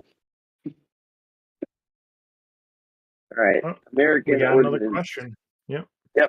And a 50-watt APT with the motorized access. I think it's supposed to be a JPT maybe, with the motorized access to upgrade to the 800 millimeter, and I'm able to swap to the step remote for it. Oh, that's a good. Yeah, I figured it was voice to text. It's all good. It's all good, man. Nice. Yeah. We got that's you. A good question. So, can you swap the step remote for an 800 from the 500? I mean, really, it should just be like a motor. It's just a motor that turns the. No problem at all. It's exactly the same setup. Just one goes longer than the other. That's all it is, Yep. Yeah, we talked about that. It's more than likely even the same size motor in like 99% of the time. So if you don't want to deal with rewiring it, there's a little plate, a cover plate that goes in front of where the motor connects to the rod for the axis. If you take the little Allen head bolts out of that and open it up, you can engage the motor to turn it until you see the little screw heads on like a coupler. Undo the top screw of the coupler and then unbolt the motor. You could slide it out, put the new tower in, and then bolt the same motor onto it, and then you won't even have to worry about rewiring anything. I mean, it's exactly the same parts. It's just one's 300 millimeters longer than the other. You know, so Yeah. it's a complete swap out, drop in. Yeah. job. But size doesn't matter, does it? What was that? Oh, you're cutting out. Saying size doesn't matter anyways. No. No, absolutely not. That's why I Always keep been. Yeah. That's why you were at the bakery. That's probably why we're only at 11% female. But yeah, so you'll end up with an extra motor, basically a backup in case that one fails on you, and then you'll have to rewire it. But you know, until then, you got easy mode going. By the way, guys, if you haven't smashed the like and subscribe button, go ahead and do that. Obviously, I think most of you guys already have, but just plugging it here. And also, if you haven't gone over to the Laser Everything Else channel, I know Kyle has uploaded 1 or 2 videos. I've got my first video on there, and I've got 2 more planned once the school year is over. And Patrick is just like crushing out awesome content. Glock video, he did an axe video. Yeah. So definitely go over to the Laser Everything Else. I dropped a link in chat for Laser Everything Else. Go check it out. We're I'm only sure 150 people away from 1,000. Yeah, I'm sure there will be a live there later on, either over the weekend or next week. We've the guys have been pretty consistent there, and they do some really cool projects. So don't miss out. I think there was talk of one next Wednesday, so I believe you're right. I'm not sure if there's confirmation or not, but I hope so, because it's always a good time. One of the things that Alex and I were talking about last night too. Was it last night? Oh, you were in there with us, weren't you? Talking about the business tool. Yeah. What were we talking about? So one of the videos, QuickBooks, like kind of like the different tools basically that you can use, because a lot of people here in our group are hobbyists trying to take it to the next level into a business, and or you're just trying to jump it up to a small business, and you know what are the right ways. So a couple of things I'm working on for people is like trying to help you guys understand the different types of businesses that you can incorporate yourself into, LLCs, S corp, C corp, all that stuff. And there's tons of information out there, but just putting it all in one place so you don't have to go anywhere else. And basically talking to the guys in our group about what they've done and what are some of the benefits of what they've done. And then also looking, I know Alex said he uses Square, and I was going to talk about the QuickBooks Online. Both really powerful tools for people trying to start businesses for keeping track. It's really easy to say I sold $30,000 worth of stuff, but how much of that was profit? How much of it was loss? How much of it was cost? All of that stuff is done there, and there's just these really powerful tools to help people understand that. Tracking tax too. Oh yeah, collecting tax, especially if you're selling stuff. Talking about Peach Jar is one of the things I want to look into later. I think that's one of the ones that people use for here in the States. Anyways, we have 50 different municipalities that you have to account for. Then on top of that, federal. So I'm learning that myself. So as I learn it, I definitely want to share that for people who are maybe a couple months behind me. Because if I can push the door open, why not hold it open for people coming next, right? Absolutely. American Ordnance says, yeah, I'm just working my full-time job. I'm a truck driver. Well, good on you, and thanks for dealing with crazy traffic and crazy people to keep delivering stuff, man. We appreciate you. It's not at all an easy job, so I can respect that for sure. One of my friends just actually quit teaching. He's been a teacher with me for 13 years to become a truck driver. And he said he loves it. It's really like back-breaking stuff, though. It's hard work. Obviously, like we know, man, like he said, it's just great being out there. I'm with you, David. I'm definitely interested in the business content. I'm cheering Matt and Alex on those. I want to learn more too. Yeah, and by the way, anything you guys have that you want to know about, like, go ahead and drop those questions in here now. I may not be able to answer them, but it's one of those things where I'm going to be making a Discord post soon and also an LMA post if you're an LMA member, kind of saying what are some of the things you guys want to know about, because I'd love to make content that you actually care about versus what I think you might care about, you know? Yep. Get it on Matt's radar so he can include the answers in upcoming content, or even just plan Yeah. content around it, right? Yeah, and that's exactly right. Like, if you guys don't know, I'm a teacher, and so basically I've got 2 months now. Because a lot of these guys carry a lot of weight on the channel, and I definitely like to throw in as much, kind of like David just said. I don't want to be stingy and keep all the info to myself, you know. So as I'm learning this stuff this year, just talking to the guys, I've been able to say like, hey, this is something people want to know about, and I think most people agree. Just spending that 20 or 30 bucks a month sounds, because you know, you're like, why would I spend $500 on a software? But then when you realize the information you can get from it and how it can actually kind of change the way your business operates to make more money, like why would you keep making these pieces that are you're only making $1 off of when you could, when you're getting a lot of the action over here where you're making $10 off of them, you know? Oh, Wendy said she could help me. Awesome. That would be great, Wendy. Matt D said he started selling to a state entity, so he decided to make it official. Went sole proprietor for simplicity, but might be moving into an LLC. Yep. Um, Matt, I did the same thing. Like I sell to a lot of schools, a lot of 401(c)s, and I started off as an LLC. Actually, my brother helped me incorporate into it. Well, not incorporate, but just become an LLC. And there's a lot of benefits to that. Yep. Yep. Changing to different entity types is a headache. Um, Sam, yeah. plan if So you can. yeah, and he's not wrong. So I'm assuming it's a he. Sam said, as a heads up, expect long wait times for the IRS to process S corp. Yep. So that's definitely true because there's a lot of people starting small businesses with all this, you know, the great, what is it called? Whatever, the great resignation or whatever. Like lots of people decided, like, you know, I want to go my own direction, do my own thing, and started their own. And definitely happening. And then changing it, like you said, is just one more thing, man. One more thing. But I'm glad you've got a CPA. That's one of the things I'm going to talk about too. I actually have we might be doing a podcast, I'm hoping, with my CPA. That'd be cool. 4 years to retirement. Oh, nice, dude. Lucky you. Very cool, man.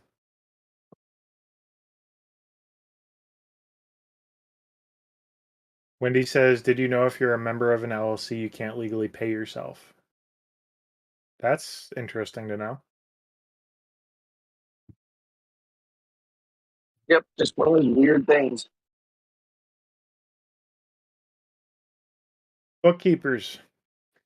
They're good to have. Worth every penny. Yep. Absolutely. Worth every penny. At least in my opinion. I don't even have like a gigantic business, and I think they're worth the money. David, I don't run an S corp.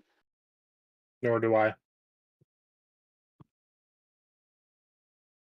E3 says, gotta go, everyone. Have a great night. Thanks for doing these videos. Anytime, man. Thanks for stopping in. We appreciate you and hanging out and supporting, and thanks for being cool and you. Have a good night, dude. Yeah, and what good, good seeing you, E3. And yeah, just what Christian said. It's a distribution. That's basically, it's kind of like a payout versus a payroll. Yep.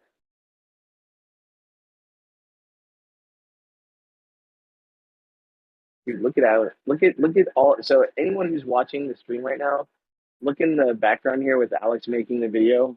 I just zoomed in, doing it. Like he was zoomed out, and he literally had like, did you see all the freaking snippets he had? All the cuts. Had to been over like 100 cuts on that thing. He's a wild man. Like, that's what I don't think people recognize, because I definitely didn't until I made my first video, and my first video is chunky. Like, it's chunky. It's just like, here's a big ass chunk of video, right into the next big ass chunk.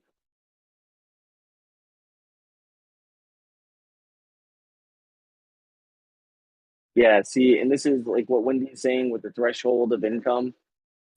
Like, when do you want to be an S corp? When do you want to be a C corp? When do you want to be an LLC? All that stuff.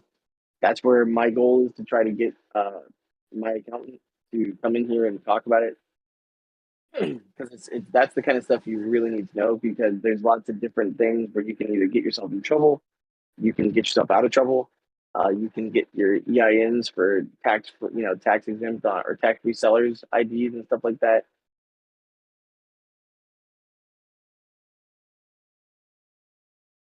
So hopefully that's something you guys are wanting to know.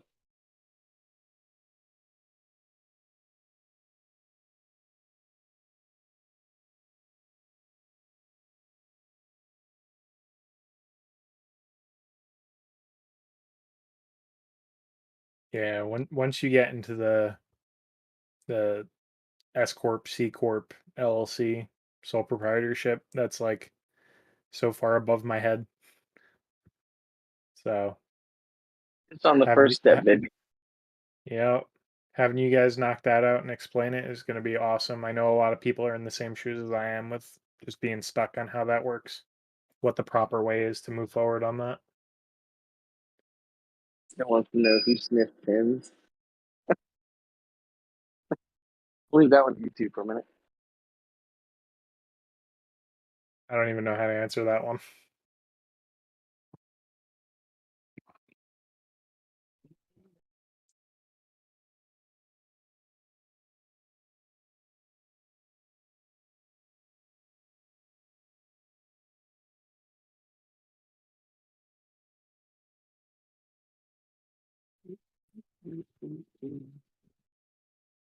That's good, Sam.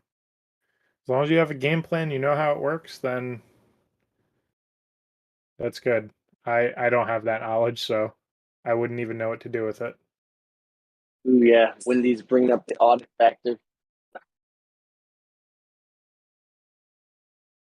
Kelly's here. What's up, Kelly? Moving into the new laser shop tonight. Nice, dude. All good. That is a good excuse. Yeah. We all love new laser shops. That's what we like to hear. Hope the move's going good. Hope you're not hurting yourself. Take it easy. Give yourself water breaks. So Matt D said, what do you think is the most versatile laser? Fiber, CO2, diode, or UV? The answer to that is yes. The answer is UV, I would say. UV can technically mark everything. Outside of that, it kind of depends. If you want to actually, like, for example, on metal, if you want to dig into the metal, a UV isn't really going to help you, because it's not really designed to. It's designed to surface mark, not dig. Yeah, my answer would be depends on what products you're trying to make. And I know that sounds like a cop out, but like, if you're trying to make woodworking, or acrylic, I don't think but it's, so my answer would be UV also. I mean, if you're looking at like from the actual answer, UV. It is. Yep. It marks the most surfaces. But like Kyle was saying, engraving versus cutting too. Like UV, I think the only thing cutting with it is difficult, right, J-Mac? Yeah, sorry, I'm having difficulty hearing you guys. I don't know, is it my internet or not? I don't know. We can hear you good though, at least through voice. Yeah. You sound sexy. But yeah, cutting with UV, you end up having to go like really high wattage. It's cost prohibitive. And really, that's designed for cutting like silicon wafers.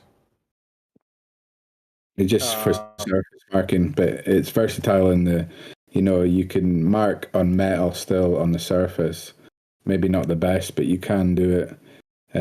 You can do glass very well, amazingly. And you can do wood beautifully. and you get that really sharp detail that you won't get with a CO2 galvo on wood.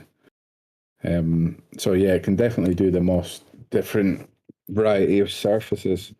But I have most fun with a fiber laser, just blasting through metal, making sparks fly, sort of thing. That's what I enjoy doing. I'm with you on that. And then in terms of what Matt was saying with woodworking, CO2 and diode are the way to go. Fiber and wood don't mix. UV will mark, but it won't cut. Diode and CO2, you kind of get a happy mix of those. And diode, you really get the super fine detail and control. With CO2, you get kind of a happy medium of everything. You can cut, you can engrave. You don't get quite the small dot size to get super fine detail, but you get good enough detail. Yeah, and I mean, like I said, again, I know it sounds like a cop, but really, for the products that I make, because I do a ton of acrylic, I think UV would be amazing if I could afford one. Like, really, that'd be like if. But then with tumblers, like I kind of have a business plan going forward in mind to focus on tumblers, and I've kind of got an idea in mind. So if we're looking at the products I want to make, UV is way slower. A Galvo CO2 is gonna just destroy what I like. I mean, it'll knock out cups in under like a third of the time that the fiber will, and it will never, ablate the metal. I think So Galvo CO2, if you're going to be focusing on tumblers, definitely Galvo CO2, and they're fairly cheap now as well. They're cheaper than fiber lasers. So, and that is really the machine for the job for doing tumblers. Yeah, UV, especially if you want speed. Heat up the surface far too much. You're going to end up burning it and burning probably the paint around the area that you're trying to take away. Yeah. David Sims says, "Are you guys doing a lot of private coaching sessions?" So right now, I believe, is it JMac? Are you still doing coaching? Yeah. Yep. So our boy JMac here is still doing coaching, and the other guys that were doing coaching will be back up soon. It's kind of in a weird changeover stage while we're working on the marketplace and everything else going on. But that is keep still everything something we legit and offer. above board. If you do need coaching, it's still the same website. It's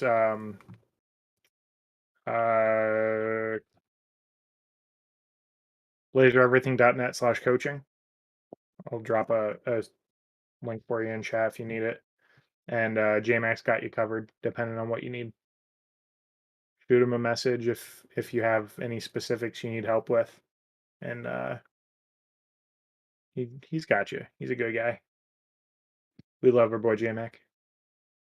Right, thank you. Wendy says, "So where did we end up with the EM Smart? A yes or a no?" It's complicated. It's a good portable machine. I think the right answer to that is I think we need to wait for Alex's full review with a bit of a long story, I think. I think that's fair, right, guys? Yep. Yep. HTL says, "Hey, y'all, I made it. What's up, buddy?" Ooh, didn't even see him Mr. come in. Jeremy? Yeah, he snuck in there. David says, "I love sparks from a fiber laser. Something meditative about it." I agree. Was that J-Mac? I'm just saying he slipped through the back door. Yeah. Yeah, by the way, if people aren't here, sorry, I'm the compressor going. I've got the CO2 going. So it's probably my noise suppression making it difficult for you to hear me. But I think what Matt just said too is I should have went with a Galvo. Gantry is not really working out because he's not cutting a lot. Yeah, the gantry, I cut things all the time, like literally. Well, got one of them sitting here. Like I work with a motorcycle shop and cut radiator covers. This is a big seller for me. I mean, the guy sent me his own file, and basically I cut them out for him and make really good profit doing that. and work with a few other companies around here, just kind of cutting stuff out for them made out of wood. So like the crafters around me, I charge just a flat rate if you bring me the wood, or I can, I charge my actual rate for the pieces based off size otherwise, but lots of money to be made cutting. And so, I mean, look around, look for like join makers groups in your area, and you'd be really surprised or groups in your area. I think most major cities have like maker groups. I'm in a small town and I have one, and there's a couple of people who have reached out to me and say, "Hey, what would you be able to do if I brought you these products?" What you got, Kyle? Box I cut out. Oh, in nice. preparation for the box video I'll be working on. Ew. Speaking of which, if you guys have a preference on a video about making boxes on the CO2 or making jigs for any machine, let me know in chat, and I'll try and let you guys pick my fate on that. Not that I'll only be doing one; I'll still be doing both, but you might be picking the one I do first. Can have a poll. That's true. We could have a poll. Yeah. Kyle, if you were a booger, I'd pick you first. I appreciate that, Matt. You're the best. I pick you both. Love you too, J-Mac. It's a double nostril booger. Gross. All right, let's see. Oh yeah, Kelly said you can pick up the first refilled laser tubes right now, and it cuts the price down. Yep. That's very true. And let's face it, too, RF tubes are really robust. So you're going to have to get them refurbed or refilled at some point anyway. So there's nothing wrong with refurbs on that if you're willing to go that route. And they also usually come with some level of warranty as well. So good call on that, Kelly. Good point.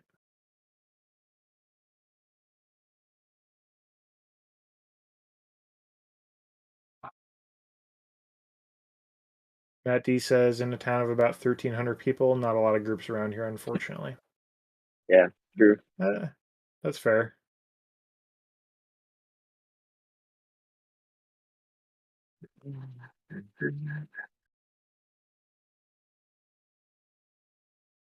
Trying to think what else. Like, really, the businesses are the ones that. North Dakota. Okay. The businesses are the ones that I feel like I've made the most inroads with cutting. Just going and showing them that I can cut out different things like keychains. I mean, all kinds of stuff. Like taking the two-tone plastic and making stuff for people. Really neat. Yep. Things like, for example, like people who manufacture their own products. If they're doing stuff by hand, for example, like cutting leather or cutting down acrylic by hand, there's an opportunity there. Maybe you can set up a jig and cut it out with your CO2 gantry system and save them manual labor time and do it faster. And then that way, all they have to worry about is skipping that cutting process and going straight to manufacturing. They might be able to, expedite their manufacturing and get more product out. And that's actually a good point to make. A guy I know, so I sold my original laser I bought to another person, crafter. He's a woodworker, and his brother came with him to check out the laser and make sure it worked fine, which, smart move. And he literally sat there and was talking to me, the older brother, and said, "Yeah, I was actually a laser operator for a company making cutting acrylic for the enclosures in aquariums, so building custom aquariums and stuff like that." And he literally bought a machine, moved across the street, and he was their laser operator. So they needed him to cut stuff, but he also had another business plan. So he actually ended up, they said, well, it's just easier to sell the laser and just we'll pay you to cut the same stuff you were doing over here. But now he's charging whatever he wants and keeping all the profit. So, I mean, there's just so many interesting ways, man. Yeah. So don't be afraid to market to other businesses. There's definitely, you would be surprised how many different industries you can break into with a laser. even just working your way into their manufacturing process. Another good thing is patches for hats and stuff like that for companies, being able to buying the JDS leatherette with adhesive on the back and sheets, and then showing them just walking in with a patch, like find their logo on Google, right? Look up their company, right click, copy paste image, trace, and then a patch would cost you from a sheet of stock. It's I think 12 by 20 with the adhesive on the back, or 12 by 18. Sheet costs $5. You print out a couple of different colors and take them in and say, hey, here's my business card. And it's just really cheap to do. And then if you sold them those patches for $5, now by the way, you can also say I can get you hats. So if you actually have a small business already, you buy some hats, and then that's where you take that $1 that could have been $4. So you sell a dollar product for $5, and then you attach it to a hat for them. Literally just press it on with your hands, or you can use E6000 is the adhesive of choice for me. And then now you bought a $6 hat, a $1 item, so you got $7 in the product, and you sell it for 25 all day. Just a thought. Yeah, laser cut. I did etch business cards on my CO2 gantry also. I did them with acrylic. That was pretty cool. Some people like the acrylic cards. Pretty cool.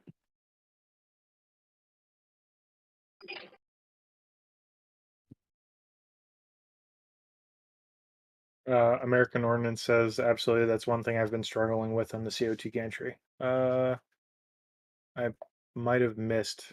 What are you struggling with on the CO2 gantry? Sorry. Maybe I think just making money, probably. I don't know. If you let us know, maybe we can help you out. Unless you were just referring to something we were talking about. Sorry. Having trouble connecting the dots.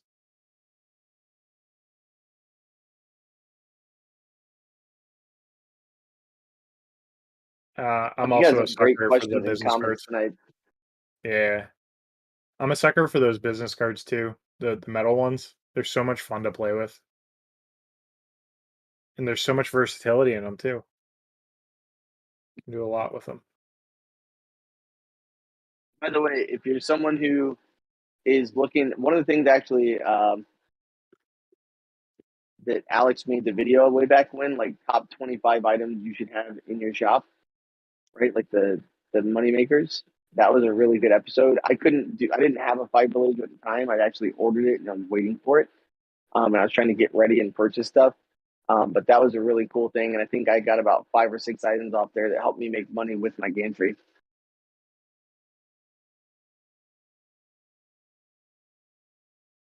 Yep. Don says if there are people on here that they're nothing about a machine, get together and buy 4 or 5 machines. It's possible. Definitely reach out to the companies you're looking for and see if they do bulk pricing. You can use the link to contact Maxtron if you wanted to go the Maxtron route. I know Kyle's been working with Wisely, and JMac, you've got a Wisely, right? I do, yeah. Pretty workhorse. We will have a Wisely review coming out in the near future here. That's something I'm working on, doing longevity testing on this machine now. JMac's been enjoying his for quite a while. And so far so good. We got a little bit more testing to do on my end, but we'll have a video on that. We'll have a video out on that soon. So Matt D just talked about pricing. May have undercharged on shot glasses. I'd love to hear what you guys do on pricing. Like JMac, how do you handle pricing usually if it's an item that you got, like it's your item? I handle it by my wife handling it, pretty much. That's a good answer.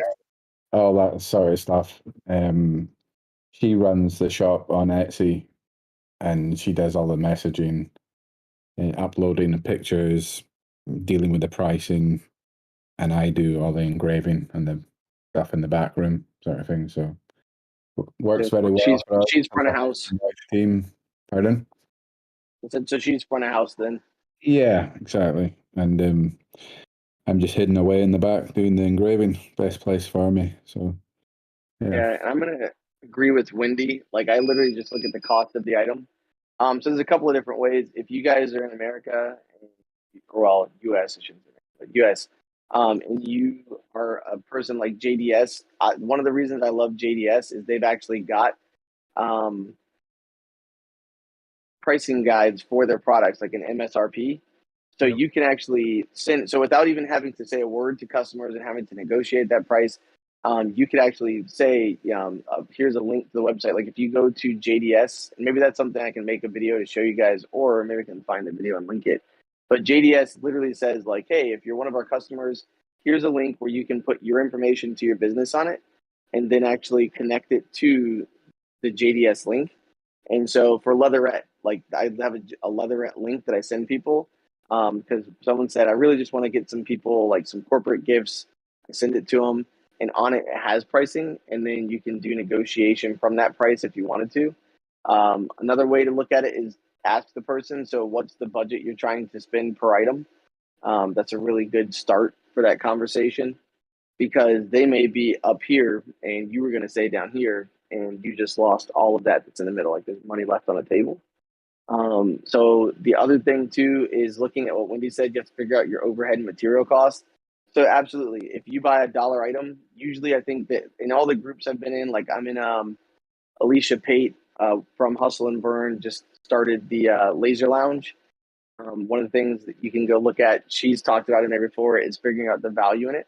So basically, it's 3 times materials cost plus time, right? Time and energy, whatever your cost is on that. So a dollar item you'd probably sell for probably $5 to be even. The same. Yeah. And that's why if I usually sell a cup from JDS that you can grab for like $8 for about 20. If they're buying bulk, 25 if it's a one-off. Yeah, absolutely.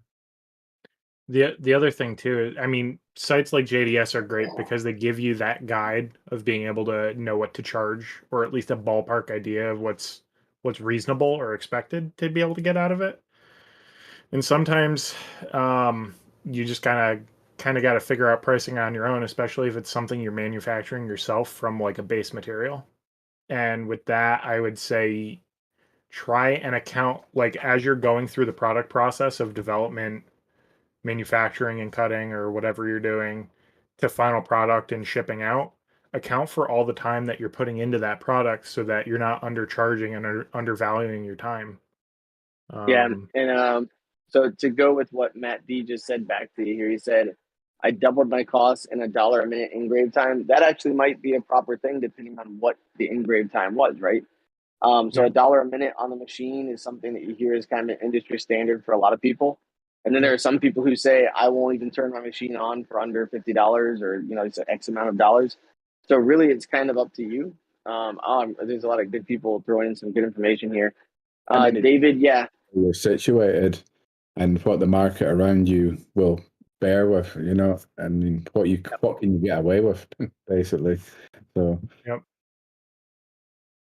So if you're aiming for a markup of 5 times, that definitely covers your cost.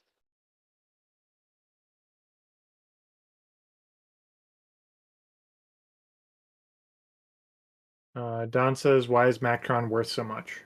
They're really high value, really high quality. So they put a lot of time and investment into testing the machine, doing the wiring. They do really high grade wiring and organization. So you're not going to end up with a box full of a rat's nest of wires. If there is a problem in shipping, they do their best to help you out with everything. And if something is damaged in shipping, they follow up and they make sure you're sorted.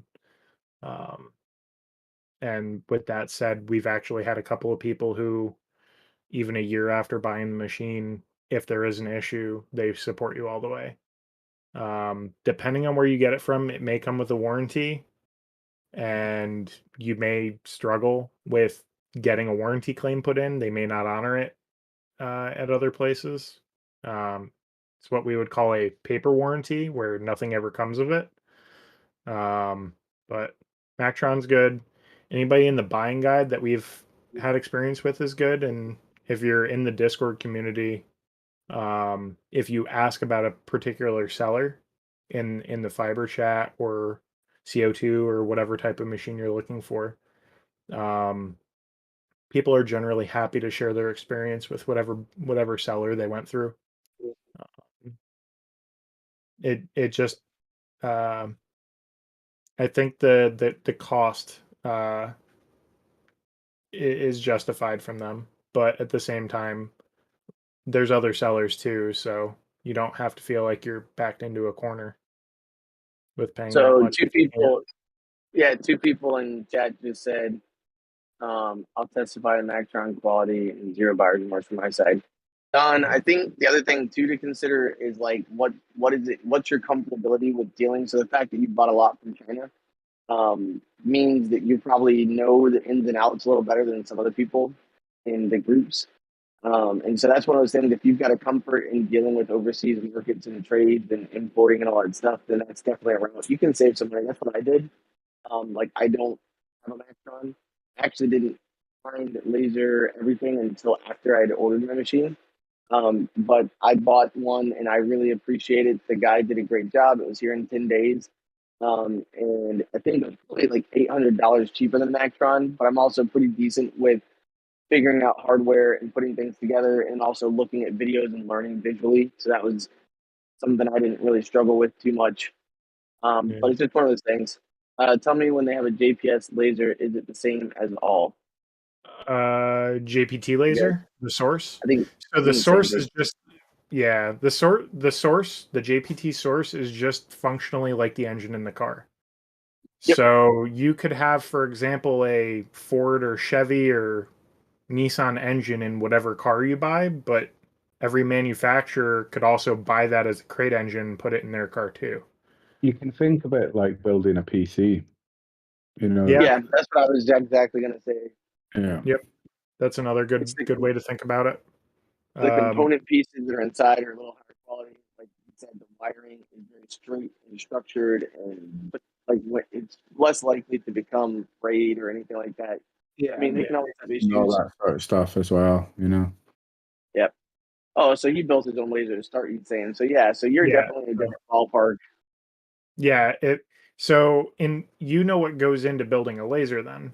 So for somebody who's accustomed to building their own machines, you're looking at it in the sense of these are the core components, but you're probably also comfortable enough where if there's a problem, you're more than happy to get your hands dirty and get in the machine and fix it up. Not everybody is that comfortable, right? Just like I'm a computer guy, I'm okay with, buying secondary market pieces that are used, dig in, I can figure out exactly what's wrong with them and rebuild it into something that's perfectly acceptable for half the price of what it would have been new or less. I will buy everything pre-made and I'll pay someone like Kyle to put that shit together because I just don't have the fucking patience. I don't. That's, it really depends, right? So, that's the reason for different price points on lasers. So yes, while the core components are more or less the same to a degree, you're paying for the labor that's involved in the testing and not having to stress about it. In which case, for you, that's probably less of a concern. By the way, I wanted to go back to in pain. When he said talking about sniffing pins, I literally thought he was talking about sniffing pins. But he's talking about like the pins and the actual I'm stupid. Like as I'm like trying to read and change out leather and all this stuff. Alex definitely is too much leather there. Dude, it smells like burned ass in here. Anyone who's ever done leather, That's even delicious, with my exhaust just blasting out 95% of it, there's just that tinge. But yeah, to answer your question, I know Alex loves looking at pins. Like he loves making the what are those called? Like all the different drawing diagrams. He's like a pin fiend. Circuit diagram. Yeah, this like he loves making it. You know, when he tears stuff apart. So just saying. So he said he read the Wireshark just fine. I want the second axis on a board. So yeah, that sounds like. I mean, I don't know enough to discuss that with you. So, any of you two? It's over my head, to be honest. No. When you're getting that deep into the control boards. That's like Alex level nerd you need. Yeah. He's a nerd on that stuff in the best way. The next time Alex checks in, we'll have to ask him about that. American Ordnance says, because I asked him before what he was referring to, boxes with kerf issues. I got your back. So kerf is a topic I will be discussing, and how to adjust for kerf when building boxes or any kind of part that fits together snug. That especially when it's you don't have a lot of room for error. So if you have multiple pieces fitting together that need to kind of be puzzled together in a certain order, for example, I did card boxes where similar to this, but I did cutouts in each side to have a separator down the middle. You're now adding another level of complexity to the box where if things don't fit together just right with enough given them, they won't go together at all without actually breaking the ends of the wood off. So I got your back on that. That's something I'll definitely be discussing. Yeah. So just so you know, I threw that question to Alex in Discord. I know he's working away, but he was saying like every now and then he wants to take a break. So in pain, I shot him over a little message for you. We'll see when he comes back up for air. Yeah. Did you guys cover It's windy. It smells like money. What Colin Tate said about him having a max fiber laser, but that's not in the EasyCAD 2 fiber drive. So you're talking about Source, the serial. So I think you want oh god, let me open my EasyCAD. I can't remember the verbiage. I think you want the YLP IPG YLP in the serial menu. Hey guys. Hey. I'm done. The rotary ring episode without intro, outro, or overview is 22 minutes long. Yeah, all those cuts. Holy shit. Yeah, not bad at all. Every one of those little lines. Yeah, those are all cuts, edits, moves. And there's more than we can see. Yeah. Especially in the audio layer. Yeah. Audio on the bottom. Dude, put that final picture up. That is sick, dude. Oh yeah, that last little bit there. That's a full wrap right there. That's a 360 with a continuous pattern. Colin, let me know if that helps, bud. If it doesn't, let me know, and we can revisit that for you. So what's up? Hopefully I didn't miss too much. Everything. Everything. You missed all the things. Yes. Bummer. These are all the things. We do have a question about. Sorry, my brain's not functioning. Matt, help me out. Yeah. So basically, In Pain has asked about the EasyCAD boards, and I wish I could scroll back up. It's way up there though. But basically, he was looking into getting a board that had two axes on it, two axes. Okay. Right? Yeah, sure. The thing. And then he was also talking about snipping out the pins, the DB15 power axis control. And he said he read the Wireshark fine. He wanted the second axis on a board and not have to buy another board just for that. So the hardware issues. And actually, Christian Padilla said that in one of the videos where you did the wire diagrams, I think he was saying he was going to link them back here in a minute. But if you wanted to talk about, he said, yeah, extension axis support. There you go. So if you can talk to any of that. Yeah, sure. I mean, what board does he have? That's the first question. It's up there a ways. If you want to kind of start discussing that topic, I'll go back and look. Yeah, I mean, so hold on one second. Just trying to get my cam going here. Where is my camera? Hold on one second, guys.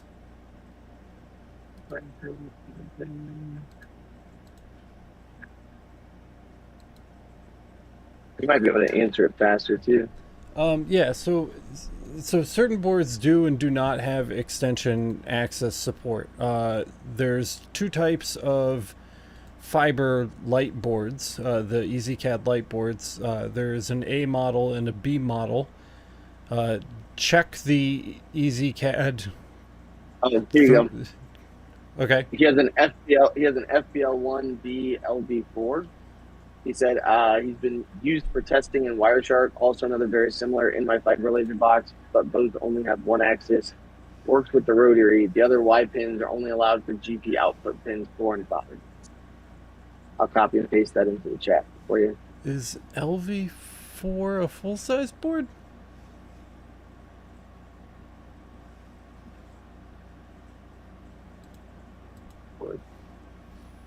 This might be a research question, because I don't want to give bad info. Yeah, there you go. So I just it's not the full size board. The full size board's about $600. That board he's got is about $250 thereabouts. So there's. He said it's a lightish. Yeah, there's two.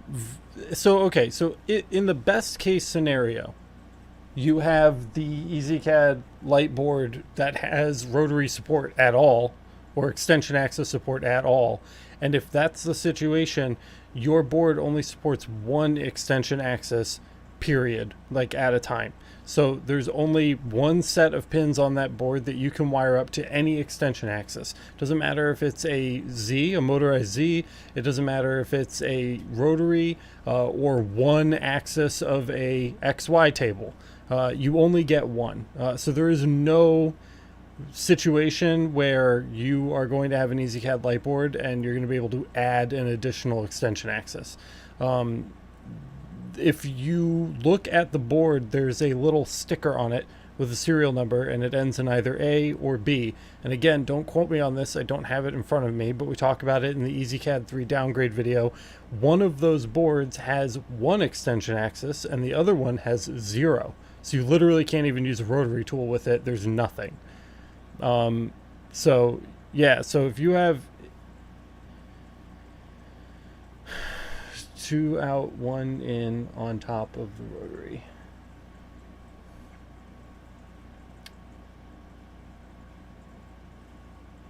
I want 2. Yeah, it's not going to happen.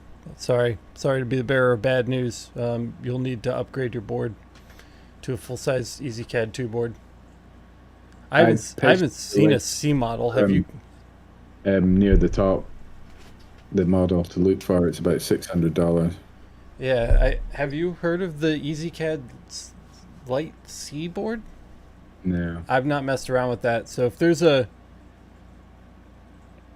Well, general output pins are different from extension axis pins. So you can't run a rotary off of general outs and general ins. You need, at least not to my knowledge. Again, I'm not an expert with this, but and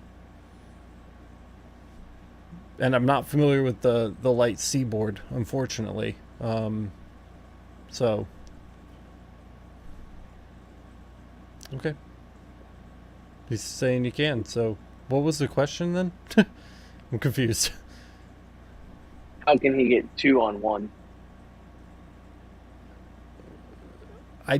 Again, to my knowledge, I don't think that you can get 2 on 1. So if there was a way to do that, that would be over my head. Would be my official answer to that question. So would you just have to call like manufacturers then to talk to an engineer to get support on how that works?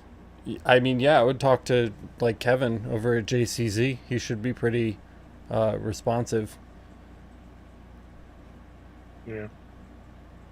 Yeah. I have nothing to add about boards. I'm pretty green on boards too. I mean, I know what the little bit I do know was from the research that I did for the EasyCAD 3 downgrade video. So I'm not like a board expert. I know just enough about it to to skate by. He posted a pin out in LMA.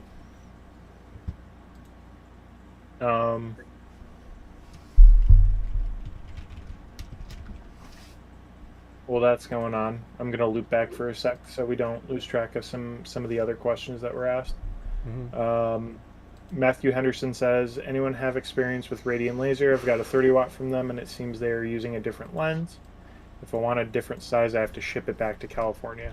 I don't think any of us have any experience with radiant fibers personally. Most machines will use a standard M85 lens, but it's entirely possible that they have something proprietary going on with that. I also don't know if those are EasyCAD based control boards or if they have some kind of proprietary control board. So it's possible that maybe they do like the lens correction for field warp and stuff while they have it when they swap it. I don't know. But it does sound pricey. Yikes. A lot of money. Yes.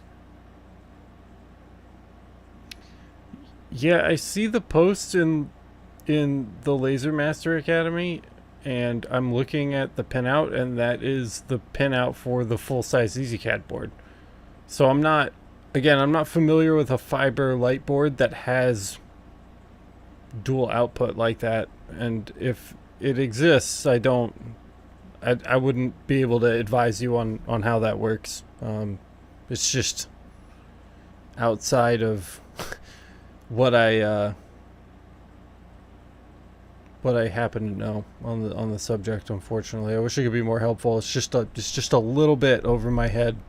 But this pinout definitely matches this board, and this is a full-size EasyCAD 2 board. Or a clone of a full-size EasyCAD 2 board, anyway. Be right back.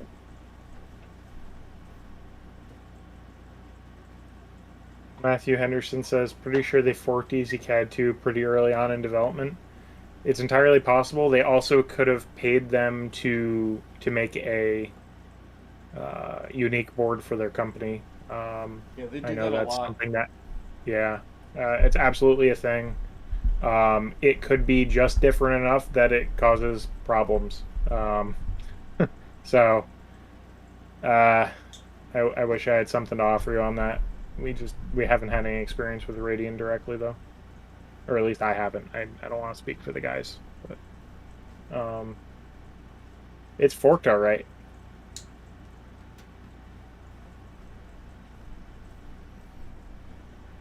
I know for a fact there's like a dozen custom built EasyCAD modules that JCZ has put out white label for a lot of companies. I'm pretty sure, I'm not positive, but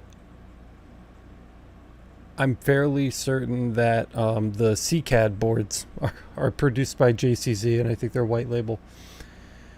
I want anyone to try a Fiber M for Y-axis deer pin. You can test that with the rotary plugin. Well, I'm happy to get into that. I don't have. I'm not prepared to do that right this second, but I mean, like, you know, Discord, Facebook group, tag me, so and we'll work it out after the stream. That's definitely something we can take a look at.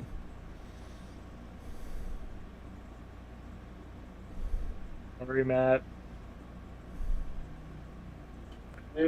I'm here. No, the other Matt Henderson. Oh, my man. Sorry to you too.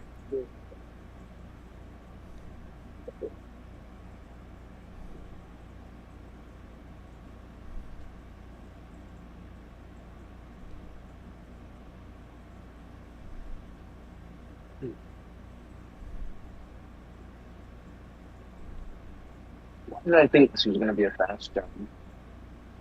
What are you working on, Matt? Same thing I started on a little bit ago, which is these, basically here's just a little leather piece that's going to turn in. There's a locally veteran-owned company that I'm working with, and basically putting their brand on some hand-stitched cigar holders. Really Nice. cool little product. Yeah. And I was like, oh, this will only take an hour. No, I was wrong. I may have to go at a moment's notice too, because I'm on baby watch at the moment. Oh boy. Yeah.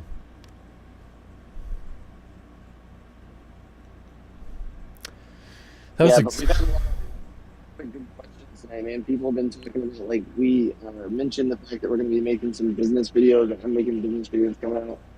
But Kyle mentioned that he's got a couple of things coming out. J-Mac's got videos. So it's going to be a lot of interesting stuff. Yeah, I'm gonna have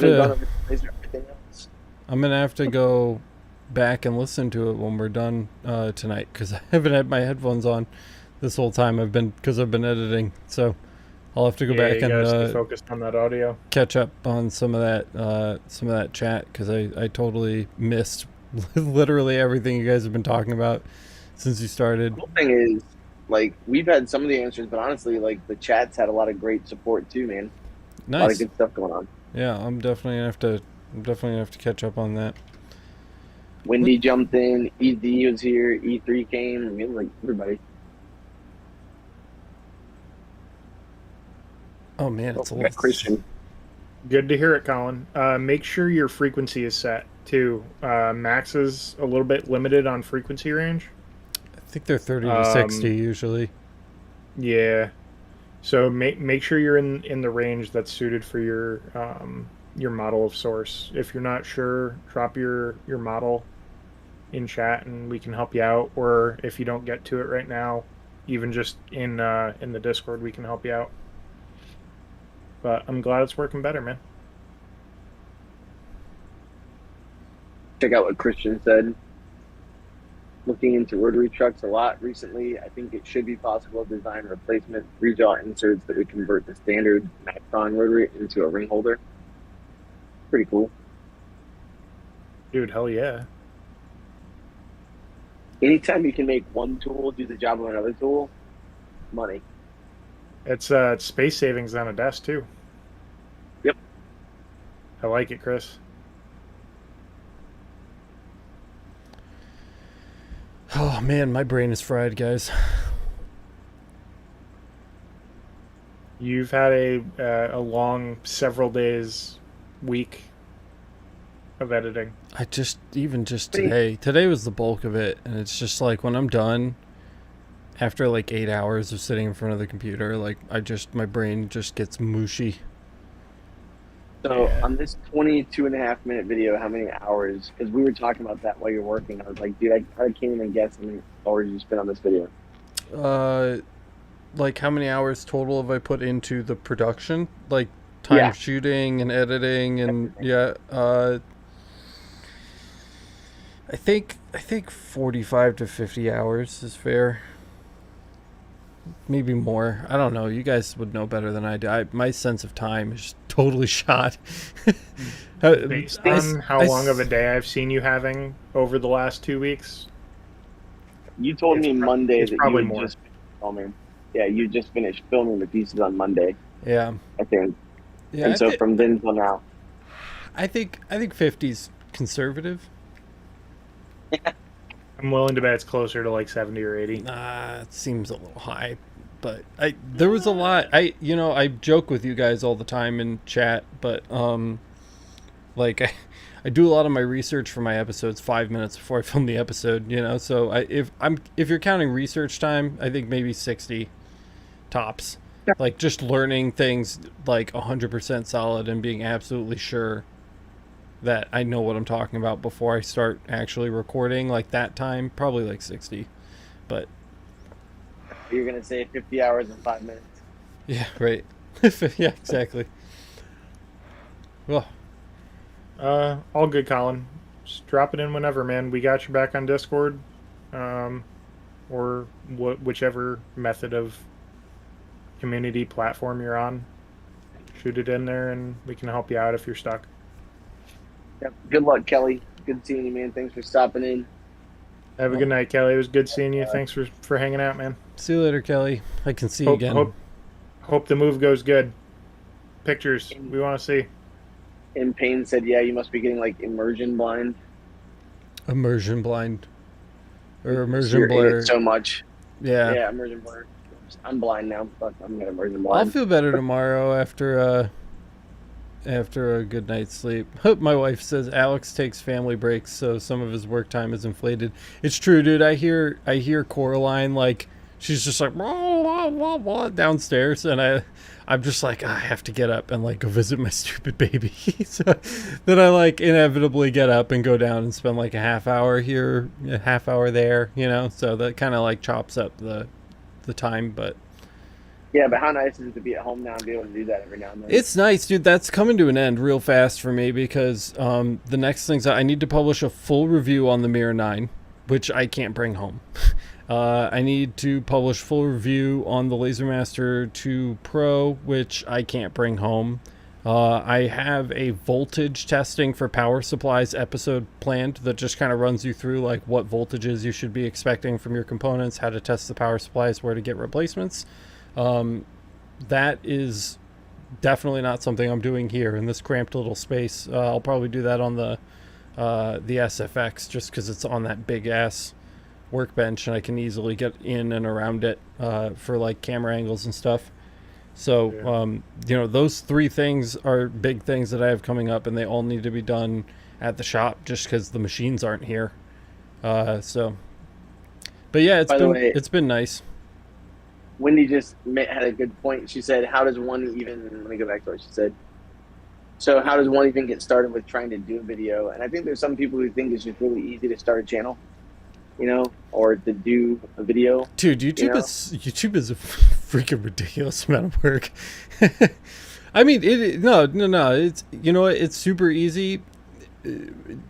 If quality you're versus quantity. Yeah, where's your bar for production value, you know? If you have like a zero, if you don't have any cares in the world about your production value, you could crank out a video a day, you know, just like hand holding with your phone and pointing it at stuff and, you know, making TikToks.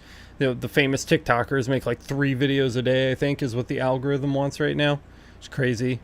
But that kind of content doesn't fly on YouTube. You know, it's like a totally different world. So, well, and you're also doing instructional, informational process stuff, which is very time intensive. Yeah. Versus, you know, like doing something that's for entertainment value. Yeah. It was entertainment into it for us because we like this kind of stuff. But well, even then, you know, I mean, like, how long do you think Mr. Beast takes to like shoot his videos? Because it's not 20 minutes. You know what I mean? Like, and he's.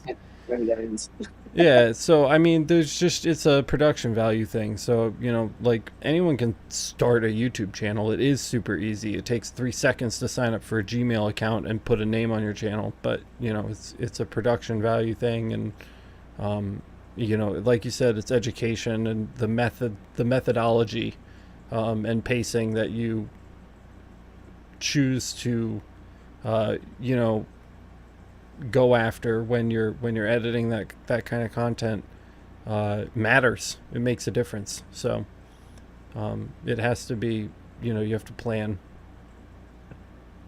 Yeah, absolutely. Plan for that. Yeah. Why is Wendy coming up with a YouTube channel? Wendy does laser?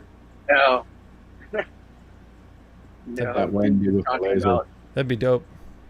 That Wendy with the laser. Yeah. How about just only got 6 more. Wendigo burr. Did you say Wendigo? Wendigo. Wendigo burr. Maybe Wendy's down to do an episode on the LEE, laser everything else.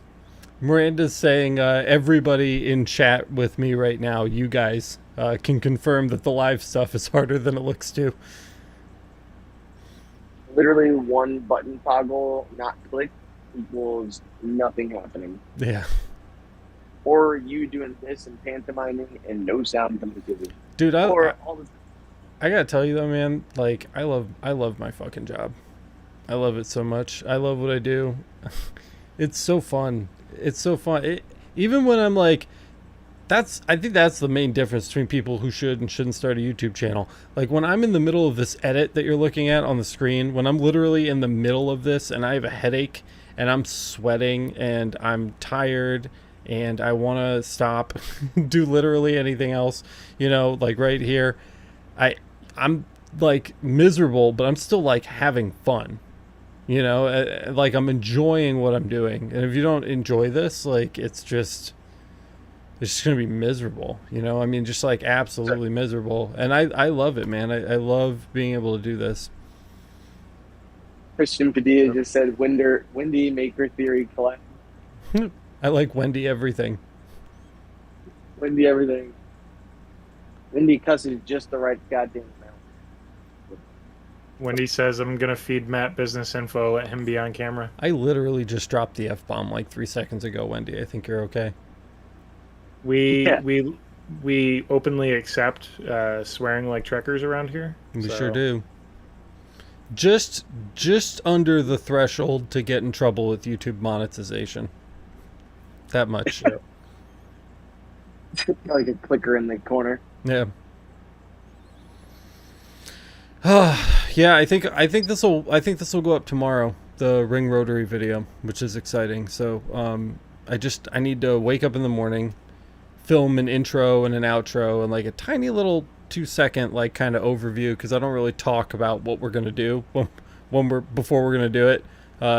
This is literally just like the raw information, so it needs the outer cushioning, which will take me, you know, 20 minutes maybe, including editing. So really quick, and then I just need to make a thumbnail and throw it up. So you guys should see this tomorrow morning. Have some toast and coffee with Jamie. Are you uploading tonight, Kyle, or not? There's 26 minutes left in tonight. Probably not. Yeah, you're encoding. Oh no, it's just super late. Yeah, Yeah. not even encoding. Okay, well tomorrow, maybe tomorrow night, or Definitely Sunday. this weekend. A Sunday Sunday. upload. Yeah, We'll figure it out. I don't think we have anything planned for Sunday. So if we're doing podcast next week for the 1 year, probably not, right? No, nothing's going up on Sunday. Okay. Yeah, that's right, dude. 1 year birthday podcast. That'll be so much fun. I'm stoked for that. I can't believe it's been a year. That's so crazy. Super hyped. It does not feel like a year.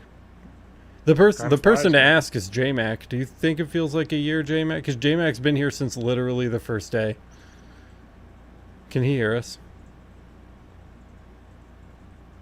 He has a cardboard cutout of himself sitting at the computer. It's literally it's like a green screen. He just took a photo.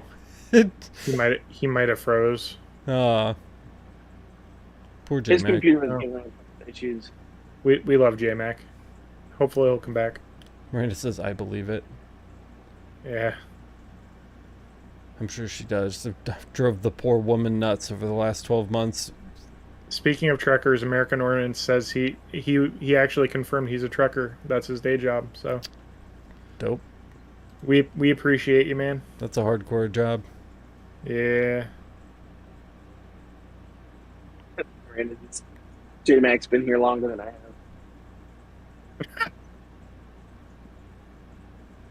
Well, I mean, in a different capacity. You've always been here, sweetie. I love you very much. You've been very supportive. J-Mac is his work wife. Work wife. My Scottish wife.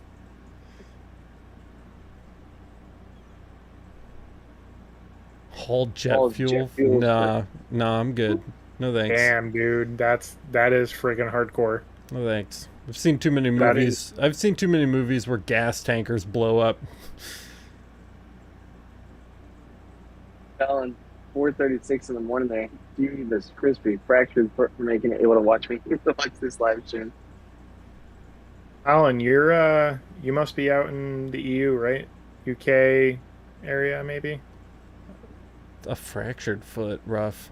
That sounds painful. Yeah, that's bad. Yeah, in pain. We'll check those out for sure. Jimmy's gonna get jealous.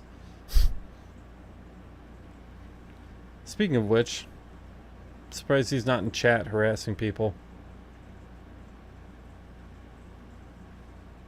Drink tea and wear monocles. That's nice. funny. Did you guys see the Or we hat? drink tea and wear monocles. Did I show this off already? The hat that Patrick gave me. Not on stream, I don't think. It's pretty tight, dude. Oh, look at that. He got that swag. I didn't get one of those in my box. That's a tight. That's a tight little hat, right? Yeah. Oh yeah. I like it. Yeah, I don't know where Jimmy is. I can definitely tell you that he's never coming out of the closet, so.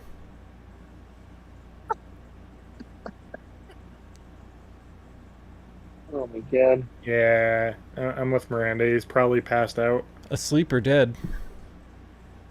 Wishing he was in for the baby. That too, probably. I'm hungry. Wendy's coming with the good stuff tonight, man. Look at this. Dylan.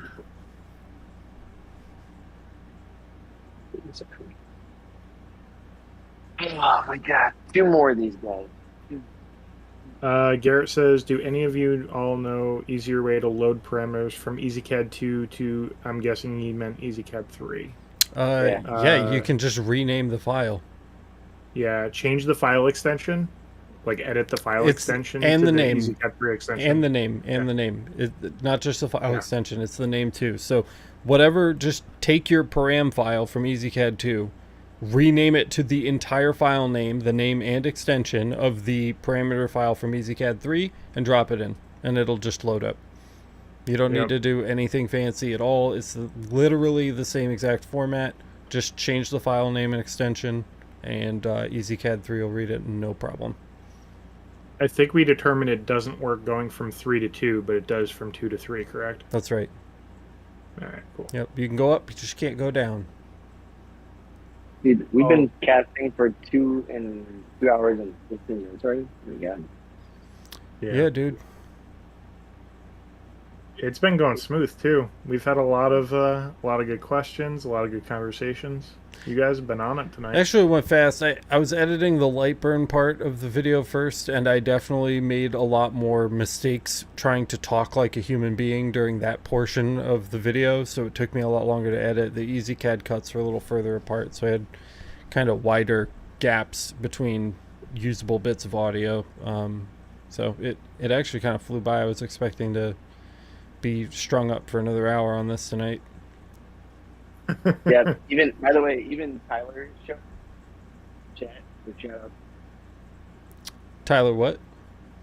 Tyler showed up on something chat and answering some questions. Aw. Yeah. What a nice guy. And then he disappeared like the wind. I'm sorry. Because it probably was breakfast time. Tyler is still here. He's just hiding. I was going to say, I'm surprised that Patrick didn't hop in tonight, but then I realized he probably is like getting drunk and having cake. Yeah. I want cake. Patrick quit his job and he's going full-time on Laser, which is really exciting for him. So we're all really, really happy for him today. It's a cliff day. We should call that cliff day because it's the day you take the step off the cliff. You should have waited for May 24th, obviously. 1 year anniversary. I know. Big news. Patrick. Yeah. I mean, couldn't hold out. Despite that, happy cliff day, Patrick, if you're out there somewhere. We love you, buddy. Absolutely. More to go. HCL says, most technical live I've seen so far. Pretty cool. 95% over my head, but I'm listening and learning. It was a technical we had technical questions? We had a really good Q&A, man. Yeah, we did our best. We discussed MOPA. We talked about the heat pin thing going on. We talked about everything, dude. High frequency and low frequency. Those are the best ones. I'm sad I missed it. That's the beauty about live streams on this channel is we keep them up as VODs. That's true. Kyle made a PowerPoint, started talking about it. He took out his pointer, pointing thing. Really good. Nice. So, where are we? 11:42.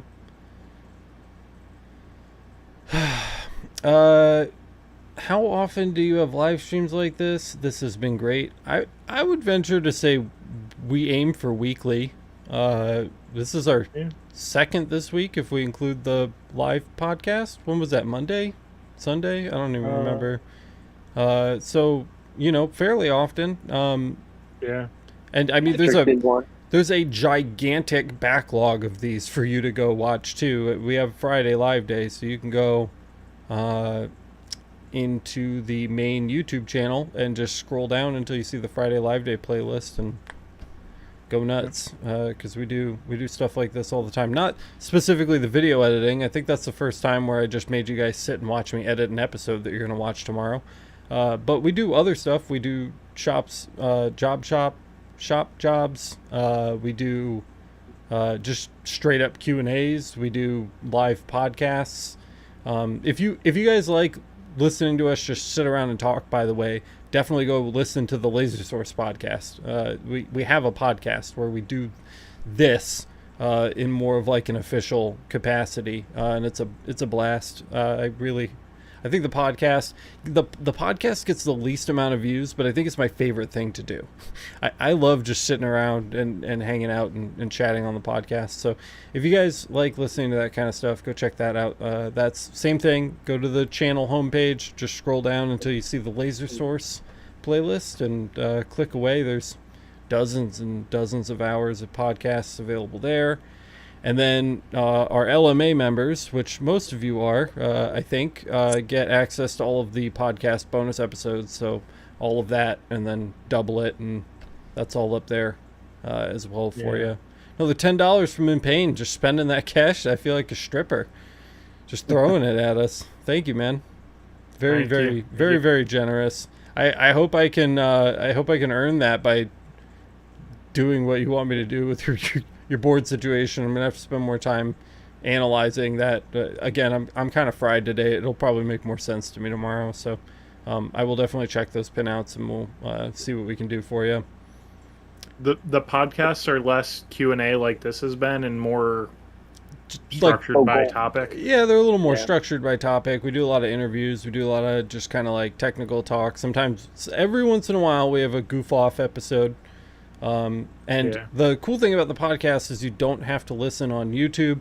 It's up anywhere you would look for podcasts. So you can get it on like the Google Podcast. You can get it on Apple Podcasts.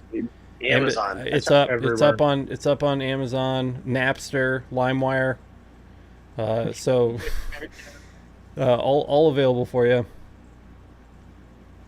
Good chill if you got to commute in the car in the morning and afternoons. Yeah, it's pretty chill. Nice, relaxing. We need to get back on it. I feel like for when we went through, I don't know. Oh, it was, you know what it was? It was moving into the new studio shop space at work.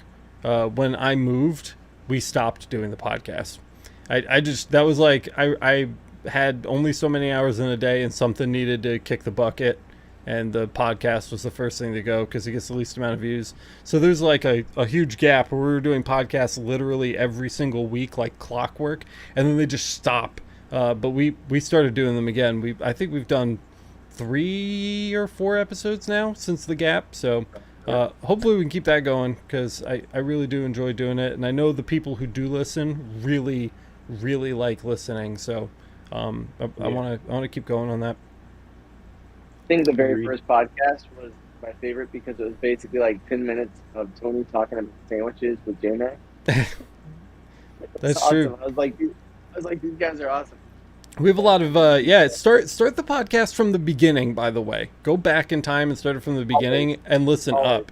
Because there's definitely a large range of inside jokes, Easter eggs, recurring guest appearances, and things like that have kind of evolved since we've started it. So, are the backlogged recorded podcasts from Jan going up?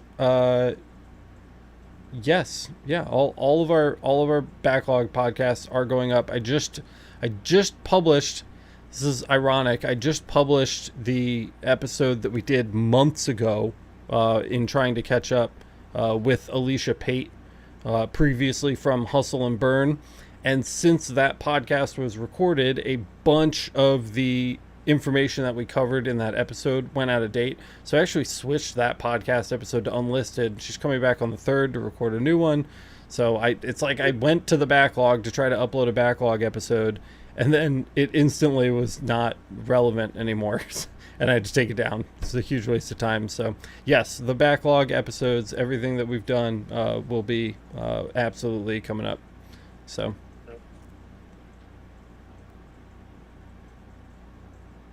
And then don't forget to go to Laser. Shoot up, guys. So see y'all later. See you, J-Mac. Thanks for hanging out. I appreciate your help, man. See you Later, later. J-Mac. Internet Night, cut brother. off a bit there, so that's why I disappeared. But see you later. See you, man. It's all good. We appreciate you. See you later. What was that, Matt? I'm just saying, remember to go over to Laser Everything Else too, man. There's always like that channel just Yeah, absolutely. Let me see if I getting can. close to 900 people now, man. Yeah, let me point out some of those episodes because I don't think that a lot of people. .com/laser everything else. Holy moly. What? American Ordnance in with the big hit. Whoa! Thank you so much. Holy crap! Look at that. Oh, Thank damn. you for the support, man. Yeah, thank you so Super much. appreciate it. So I just wanted to show this off really quick. Speaking of content, this is the second channel. So if you haven't seen this, it's Laser Everything Else. This is our kind of volunteer staff upload dump. So all of our volunteer staff members that we have, and even me, I have some off theme content uploaded here, have their own playlist, and they're uploading content. Patrick's killing it right now. Look at that. Crazy. So Alex Campbell uploaded a variable text episode on EasyCAD. Matt, who's with us tonight, uploaded a complete guide on getting your laser business on Google Maps. If you haven't already done that, check that out. 484 views. This deserves so much more. There's so much good information in here. And then Patrick has Glock tutorial. He's got an axe tutorial. He's got brass casing tutorial. The Galvo laser tower upgrade episode, all available right here for you guys. So definitely come check that out. We've got 18.9 thousand subscribers on Laser Everything, and we have 841 on Laser Everything Else. These guys definitely are putting out content that is up to my standards, and it's really, really good stuff. So definitely don't skip it. It's right there. youtube.com/Laser Everything Else.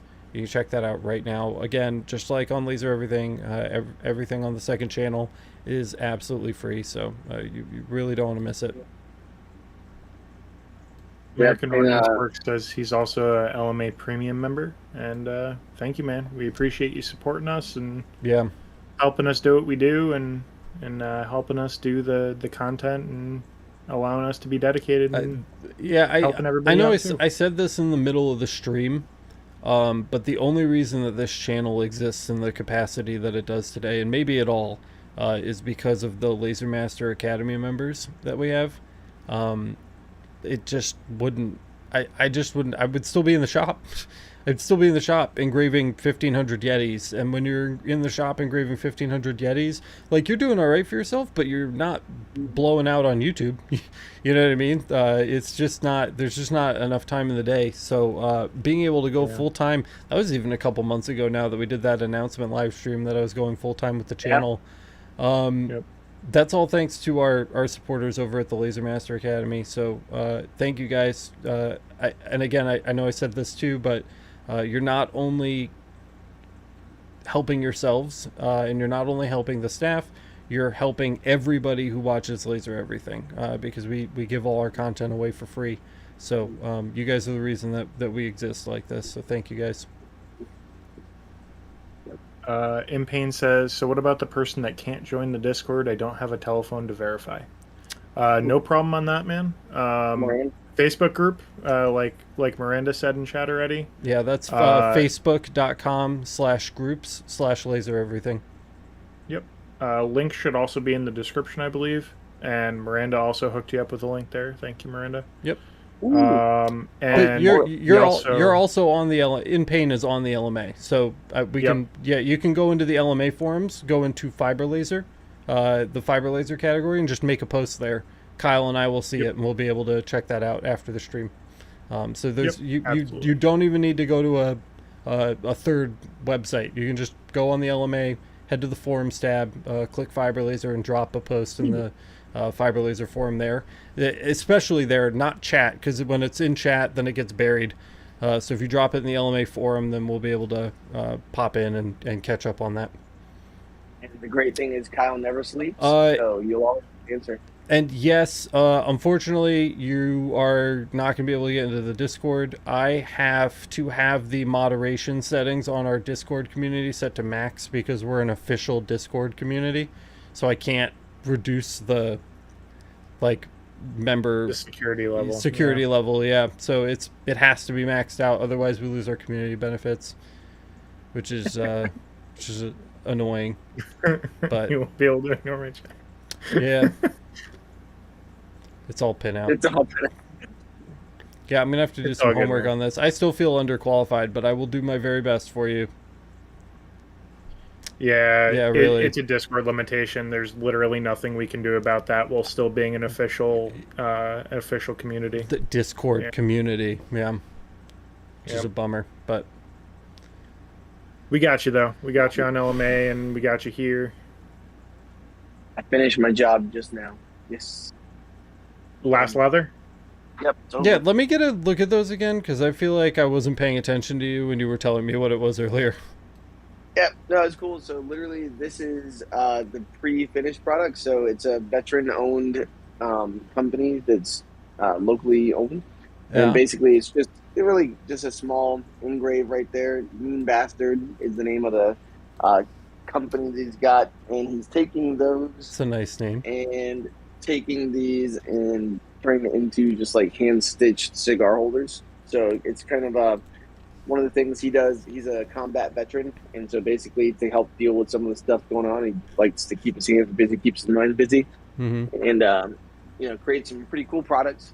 I think there's a few other things that we're going to be working together on, but that's just something that he's cranked out, and they're pretty cool. Pitching. I like it's like Vegetan. Yep, it's all Vegetan. And just hand stitched, man. The guy does it all. Unpopular opinion, but fucking Vegetan rocks. Vegetan is the shit. That's what my hats are made of. Like all my patches for my hat. E6000 on the back. Yep. Compress. People like chromed leather better, and I don't really get it. I like the Vegetan stuff. The only downside is the smell, right? Oh, it smells like ass. And I've got it. Definitely, my exhaust is good. It sucked out like 97%, but that 3%, whew, like I feel bad for anyone who's outside of my garage. Chromed leather. I said this. Chromed leather is a lot more like shoe store smelling, and the Vegetan is a lot more like burnt human hair smelling. Yep. Yep. Absolutely. But what's nice is you just stick the like stuff that hasn't been burned yet up to your nose, and it smells so good. Yeah. It smells like, I don't know if any of you have ever have been to the fair when they've got the guy who makes like handmade leather whips. Totally. Yeah. You know? Yeah, the whips. I'm shopping for the whips all the time. Dude, when we cut Kyle off. What were you gonna say, Kyle? I don't remember now. It's all good. Solid. Classic. Oh, I said it before. The 3% that didn't get sucked out by your exhaust mat. You said it before. It's impregnated into your nose, and I meant it. I think I mentioned this on the podcast a while ago. InPaint's asking about the burned skin smell, and it just the first thing I think of is charred human flesh. Was when we did the cultured marble. Oh no. That smelled like charred human flesh. That smelled like death. Like if you could smell the Doom video game, like that's what that smelled like. It was seriously the worst thing in the entire world. Never forget. It was awful. I remember that live stream. Yeah, it was rough, dude. I literally had to like evacuate the room because I was just like, I felt like the exhaust run. I felt like I was being poisoned. I checked the MSDS like 1,000 times, and it's not harmful. It just is that hideous. Smells awful. Yeah, not good. Not good. Noted. I will never be lasering that material. Yep, not good. Stay clear of cultured marble, man. Yum, the smell of burning flesh. Yep. Crispy critters. Pretty much. I'm still committed at some point to laser engraving a steak before I grill it. Yeah, Alicia just did that. Yeah. It kind of grossed me out. I was kind of grossed out because the air assist was like making the meat wiggle like back and forth while it was like marking it, and it was raw, of course, so it was just like it's so nasty. And then of course I asked her if she ate it, and she was like, "Oh yeah, I ate it." And I'm like, "God, you're such a fucking Texan." But the best part was, like, you could see where the singe marks were around, like, where the direct laser, where the laser hit directly. Yeah. And then, like, the seared mark, it actually made it look like it was some kind of a cool gold design just because it seared the skin a little. Yeah. Yep. Oh. Reminds me of the day you did a bagel on stream for breakfast during the one of the wake up streams. Yo, oh my God, do you guys remember Millijewel? Yeah. My wife is really mad because she wants me to do Millijewel again. I miss Millijewel, dude. I used to wake up in the morning for that and not stay up till 5 a.m. for it. I feel like Millijewel. Thank you, Brad, for the $1 on the YouTube membership. Appreciate that. But yeah, dude, Millijewel is tight, but Millijewel I felt like relied very heavily on the job shop jobs. Like we'd wake up, we'd like get ready. Okay, so here's the thing. It's not the job shop jobs. Millijewel was really, really popular, and what we were doing was we were teasing the jobs we were going to do for the day, and then we switched over to the LMA live streams, the LMA only live stream. So we would cut Millijewel off and switch over. But now all of our live streams are Friday Live Day. So there's nothing to tease anymore. So I mean, we could do Millijewel again, but it's just going to be this. It's just going to be probably me alone because none of you guys wake up that early talking to myself. For those of you who don't know, there's another playlist on the homepage of the channel down at the bottom called Millijewel. They're pretty old at this point, where we woke up and did a live stream like first thing in the morning, talked about what we were going to do that day on the LMA, and then answered some Q&A kind of stuff. And it was chill, but if we brought it back, it would have to be a little different, I think. And yeah, it would be a little different. I don't know if I'd want to do it alone. I feel like I'd need somebody to like be getting up consistently with me in the mornings that would want to be on it, and I cannot think of a staff member that is in a position or willing to do that. So it would be a challenge for me for sure. Yeah. What time do you wake up for Millijewel?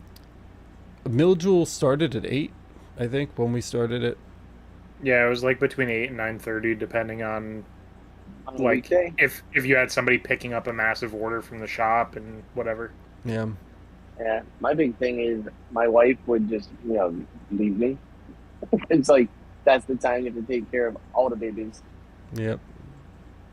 I mean, it doesn't have to be. Yeah. I mean, I just muted myself. If we're doing a reboot, it could be different, but I mean, when we do these late night ones, they're not Millijewels because they're 2 hours long. Be like laser lunch. That's like an afternoon stream. A regular jewel instead of a Millijewel. I wake up at 5:45 a.m. every day. Go to bed around like 1. But you could definitely get some ramblings out of me. We got another $10 from In Pain. Thank you, dude. He said nobody needs a tease.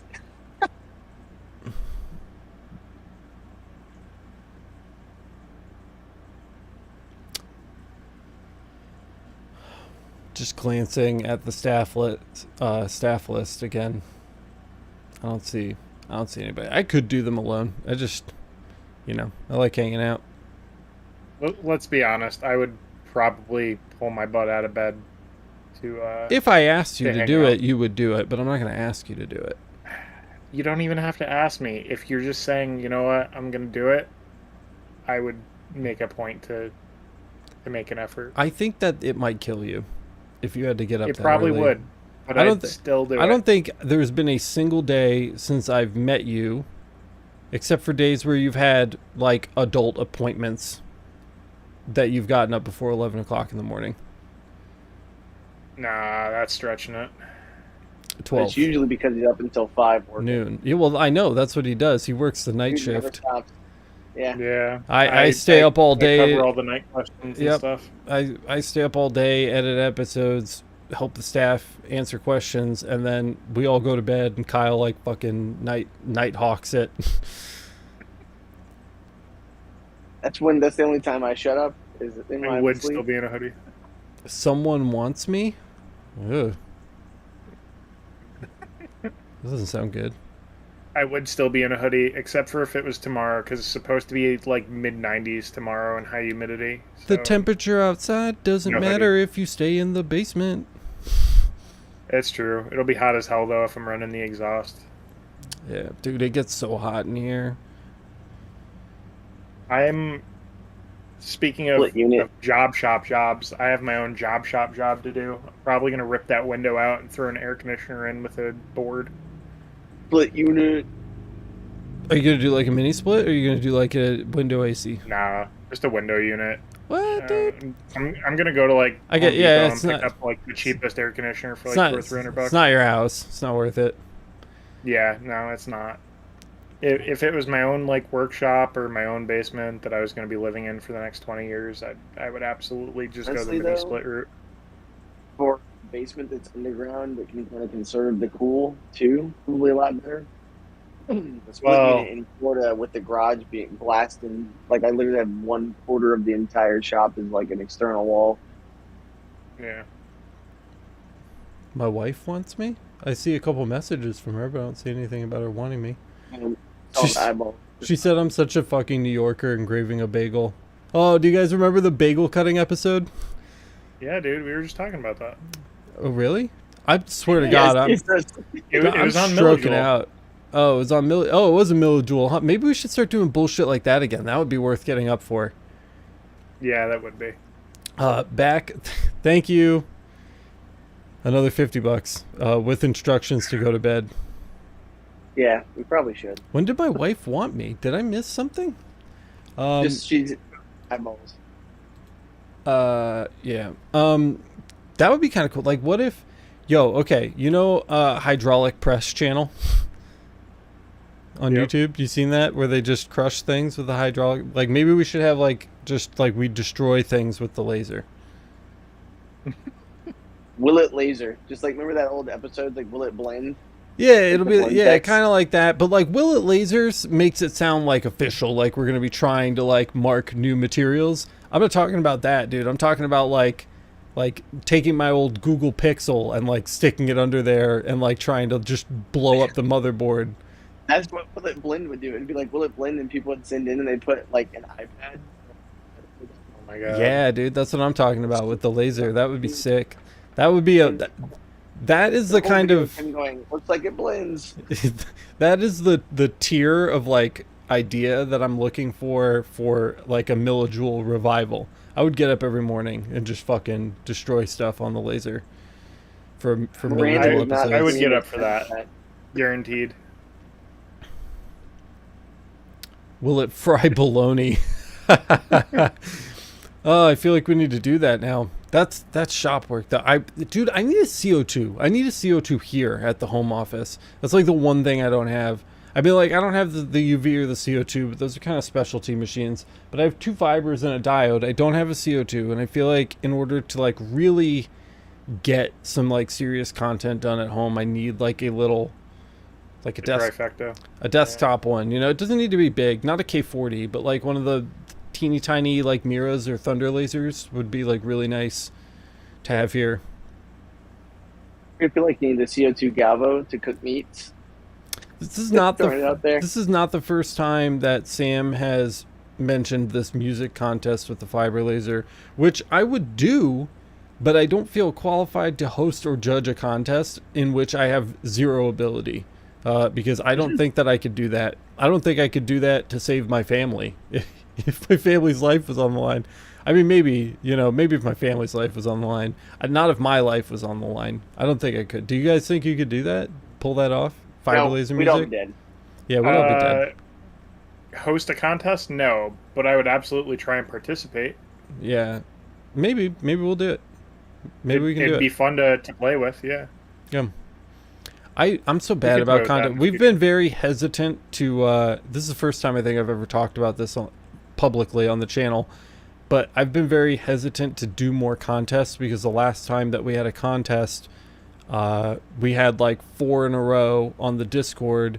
A bunch of people won, and then I never sent them prizes, and I still owe them prizes to this day because I'm a piece of shit. So I need to backtrack in my messages. Some people who stopped watching the channel like a year ago are just gonna get like random laser everything shit in the mail. But I've been hesitant to do more contests just because I've been so bad about sending out prizes, and I just, I don't fucking have any time as it is. It's so hard to keep up with that stuff. I like Christian's idea. Chris has a good point. Just anneal the hell out of something until it turns into a cooking surface. We could try that. It would take a lot to heat something up that much where it'll cook. But it'd be fun. All your lasers aren't in your bedroom? Oh, no, this is like a second bedroom, and these are not all my lasers. We have like twice as many lasers at the shop. I'm at home right now. It's like the little temporary home office I built just to be able to spend more time here. What were we talking about 2 seconds ago? I got distracted by chat. Contests. Oh, contests. Yeah. Yeah. You know what I do have now that I didn't have before, though? An employee. It's true. So I could just sick you on that and then not worry about it. That is true. Yeah. Delegation. Yeah, that would be good. All my lasers are in my room. I have to vent. They keep happening. Yikes. Music. I mean, yeah, we could talk about the music. I'm not saying no. Just it's going to take some coordination. We'll have to plan ahead on that. But Yeah. we'll have to form some kind of a Somebody on the LMA thing. Somebody on the LMA did suggest that we do like contests that require video submissions, and then we highlight the video submissions that win or whatever. And I still really think that's a good idea, and the music might be a good first breakout for that. Maybe not first, maybe third or fourth. That seems Maybe a little. That could be the build up.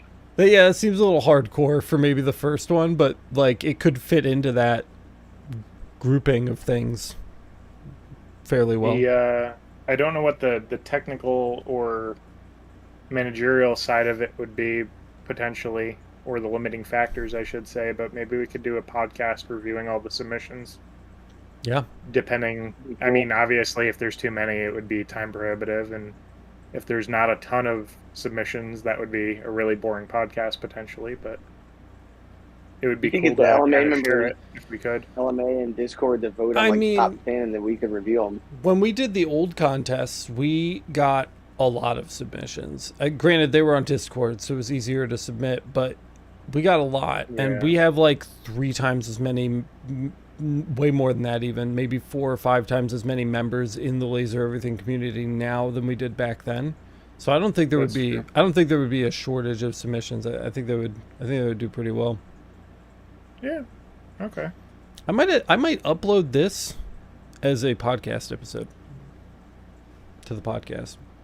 Like I might clip this down and re-upload it as just like just the end part after I'm done editing. Bonus podcast. Yeah, like maybe a bonus, just a little like half, like a 0.5 nugget podcast or something. Not all 3 hours. Got to drive into work. Here you go. Yeah. Just throw it up there because we're just covering stuff. We're cleaning out some skeletons. We're covering some stuff. Having a chat. Do a tutorial first so more can participate. I don't know how to do music. Yeah, me neither. Welcome to the club. We're gonna learn together, Wendy. Yeah, you know what people who make fiber laser music do in their free time? Make fiber laser music. That's all they do. I've seen them do it, dude. It's nuts. It's nuts. Have you guys seen the one where it's the Portal theme song and it makes the Portal logo while the song is playing? It engraves the Portal logo into. Have you seen that? Padilla just did the same thing in chat. Yeah. Oh yeah, for real, dude. It's gnarly. Like, I have no idea how they're doing shit like that. I really don't. They did. I think I saw a Rick Astley one where it was like Rick Astley's face and it was like, "Never gonna let you down" or something, dude. Yeah, like Rick rolled. Just crazy stuff. Just crazy stuff. Way over my head. I mean, I would be absolutely willing to try and dive into that at some point, but I also can't commit to it either just yet because I have a lot of projects on my list right now. You're not allowed to do that on the clock. That's a volunteer staff member project. That's going to be a me time thing, I think. Yeah, I think so. At 5:30 in the morning, someone above him upstairs is going to hear just rickroll my house. That's what I'm talking about. All right. Open host is going to bed too. Oh man, everybody's going to bed. Man. Night open host. Thanks for hanging. We're pushing it right now. It's fucking midnight. I have 2% left on these, and then I'm out. The Laser Pecker 3 is supposed to have a 10-watt laser. Anyone have an idea when it's coming out? Dude, how many times have I complained about this? That I'm literally the last person. I'm the last YouTuber on the planet to get cool shit. Laser Pecker just reached out to me. Do you two remember this? Yeah. They just reached out to me. What did they offer to send me? Laser Pecker 2. What the fuck? Laser Pecker 3. Come on. Did this just get announced? The 3? Hold Bullshit. on. I want to see if I can find some info on this. You better, dude. I'm about to write an angry email trying to hand me the used leftovers in the fucking lost and found bin.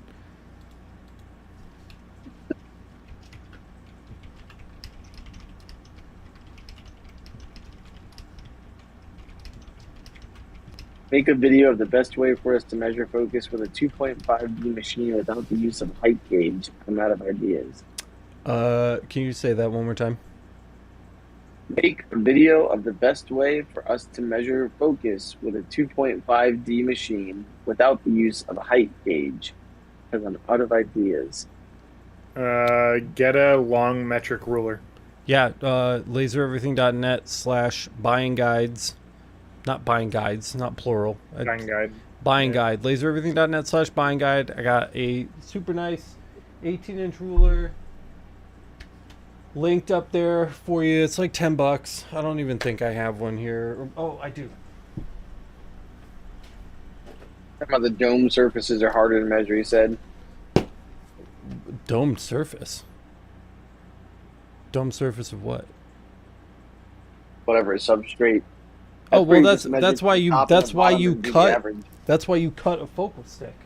So you cut a focal stick. So then you've got the bottom of your lens, and you don't measure right to the center. You measure like 3/4 of the way down the curve. So your lens is actually going to be a little bit lower, and then you pop over the dome. So you measure the distance from your bed to the lens, and then you cut a stick that length, and then you have a portable measuring device. That's the way to do it. We have tons of videos on how to do that too. So a lot. A derby cover where it's like super rounded, you'd probably be using something like Project Mark. Potentially. Yeah, I would be using Project Mark on something like that. Yeah. But yeah, the whole measuring your focal distance and cutting a focal stick thing, we cover that many times over on the channel. If you need a focal stick, once you measure your distance and you don't have a way to cut your own, you can order them from James Brewer. He's an LMA member. He has an Etsy shop, and we just did a video about his focal sticks like 2 weeks ago, I think, or maybe 3 weeks ago now. I don't know. The weeks are flying by. It's called like Awesome Community Made Fiber Laser Accessories. Go look, you'll see it. It's in there. Even if you don't have Project Mark and you're on EasyCAD 3, you can still do a 2D engrave. It's just going to be a little more distorted. but it'll work. But anyway, James Brewer will cut a stick for you. He charges very little for them, and that's where you want to go look reasonable. for that. Yep. So that episode is super easy to find with a quick search.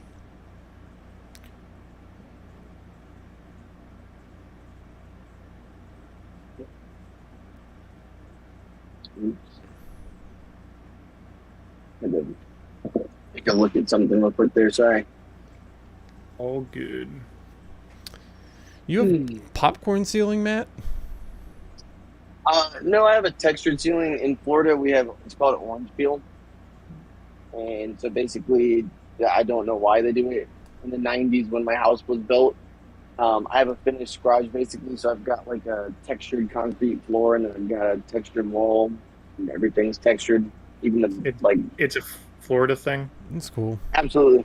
Yeah. My house was built in the 1800s, so I have like this 1800s ass looking fucking yeah. It's messed up. Comes complete with ghosts. Dude, complete By with the way, ghosts. This house sucks. My house something, too, man. My house too. Anytime you fix something though, it sounds cool until you have like a mess, and then you literally have to go buy the paint. Like there's a special paint sprayer that sprays textured drywall, and like then you have to put the textured drywall on there, and you have to wait and you have to go over it. Yeah. So sounds cool until you're sitting there wishing you just had a flat surface. What is? Oh, Tyler's here. Yeah, Rick's here too. People. Hey, what's up, Tyler? Rick. Hello, everyone. Yo, I haven't seen your Hey, beautiful bro. face in like so long. Where is it? Oh, there he is. Right there. Look at that fucking stud. Baby. I just had to bring up my AC unit from the garage into the living room because it was 84 degrees in the house. Ooh. That's rough. Yeah, we don't have It's gonna be central mid-90s AC up here. Good. Okay. Didn't you send a Go video ahead. of it snowing in the street the other day? Like literally 2 weeks ago, yes, it was snowing. Oh, And that's it's funny cool. because it's like 65 degrees outside right now, I think. But putting a fan in the window to try to blow it in literally does nothing. Like there's no airflow. What is going on in your house that it's 64 degrees outside and it's 84 in your house? It's well insulated Alaskan house, I guess. It's But Tyler. the He's sun's just that still hot. out. The sun stays out until midnight as Yeah. of right now. So it's just constantly bright and the sun's like beating down on the roof and it's just nuts. I was just about to start wrapping this up and Tyler showed up as usual. So we'll hang out with Tyler. I want to catch up, man. I want to hang out for a little bit. So you're here I'm now. going to be buying that machine back there. We've been talking, Tyler and I've been talking about 3D printing stuff, man. Getting the bite and getting the bug. Do it. I still need to learn how to use 3D printers. I have no idea how they work. I've never once touched a 3D printer. I have one sitting on my desk next to my PC at the shop, and I've just literally not touched it. I even bought glow-in-the-dark filament. They're pretty temperamental. Glow-in-the-dark filament you gotta watch because it's really abrasive on the brass nozzles that are common with 3D printers. Hmm. Like it will literally eat through a nozzle within one print. So your 0.4 millimeter nozzle will end up being like a 0.8 or a 1.0 by the time you're done. Yikes. Oh man, that doesn't sound very sustainable. No, you got to get a steel nozzle or similar in order to actually print with that kind of stuff. Like most of your run-of-the-mill 3D printers come with like regular brass nozzles just because it's cheap to make. Yeah, I think I saw It'll get you those. by on. I was just Oh, gonna say, I that's think I my saw them goal. in the box, but I haven't touched it. I have no idea how they work. I don't know how to do anything with it, so I'm gonna have to, I don't know, watch somebody else's YouTube channel and figure that shit out. What do you know? There's several. Christian says, I'm new to laser engraving. For the money, is the Laser Pecker 2 good enough for aluminum business cards for myself? Nah. We don't know because we haven't had one, but I suspect it might take a while because it's a diode. It's a diode, but it's a galvo diode, so I it may mean, not be terrible. It's the time isn't the issue, it's the mark. Yeah. I've seen people mark aluminum business cards with diodes. Yes, they're painted or anodized. Yes, the diode can remove anodized, or the diode can remove anodizing and paint. But you don't get like the white you get from a fiber. You get like silver, and then it's like silver on black or silver on some color. It's so hard to see. The contrast is miserable. I mean, if that's all you have and that's all you can afford, then do it. But like the Laser Pecker 2 is like $800, right? I mean, you're like halfway to a fiber, like a really crappy fiber, but you're halfway to a fiber. I mean, it might just be worth it to save for a little longer. If metal is your like number one thing, I don't know. Like I said, it's doable technically, but the Laser Pecker 2 is $850, and the 2 Pro is almost $1,100. So you're pretty far saved at that point toward like a 20 or 30 watt entry level machine. Yeah. I was gonna say too, your marking area, being able to set up like a bunch of them. Like, are you trying to do production? Or is it just gonna be something you're using for yourself? Yeah.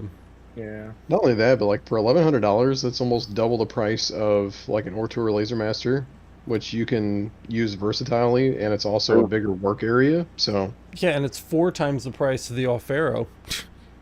Yeah. Which has the same exact modules as the Laser Master. So if you're gonna settle for a diode on things like aluminum business cards, you might as well spend $220 instead of $850. I don't know. We'll see. Yeah. When the Laser Pecker gets here, hopefully it's coming. I don't know. They never even confirmed with me. But when it gets here, we'll, maybe it'll be a mind-blowing, game-changing experience. But I don't know. We'll have to see. Or even something like the L7 M40 from Atom Stack that I was using. The dot size on that was ridiculously small. Yeah. So you could get some detail out of it, but it's I don't know. We lost Alex. I'm here. Corey's going to bed. See you, Corey. I just don't like the way that I have things configured, so I'm trying to fix it because I'm OCD. Have a good night, Corey. Good Night, seeing Corey. you, man. Thanks for hanging out with us. Headphones have officially died. Do I still sound decent or no? You sound like a Mustang that transformed into a human and punched a drug dealer in the face and then hung an American flag above the biker bar. That's what you sound like.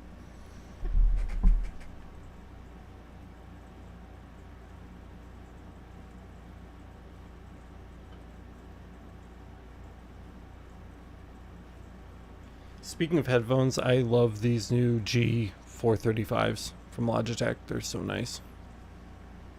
Nice. You normally use Galaxy Buds, right? I usually use Pixel Buds, and then I got tired of syncing Bluetooth to the PC constantly, and this has an RF transmitter via USB and Bluetooth, so I can use them both ways, and I like that better, because when I'm using them on the PC, I just, snap it to RF mode, and it just is connected all the time, and I don't have to worry about, like, pairing and crap like that. And the battery's a lot better, because they're over-ears instead of buds. They were dead every time we were trying to do a podcast. Yeah. Yep. There you go. I really like these Sennheisers I stole from my girlfriend, actually. They great sound quality and noise cancellation, but my ears are so damn big they don't like to fit into the cups. So after a while, I gotta pull my ear out and give it a rest. Yeah, like the cartilage in my ear just needs a break. So I'm probably gonna go back to earbuds here in a little bit. I'm just undecided on what I want. And I'm probably gonna get a dedicated Bluetooth driver for him. We're losing Matt D too. Good night, Matt. Yep. See you, Matt. Thanks for hanging, Matt. Have a good night. We look like we should be playing a video game right now with all of us wearing over the ears. I mean, we could. That's another Somebody thing. just put up a video of COD.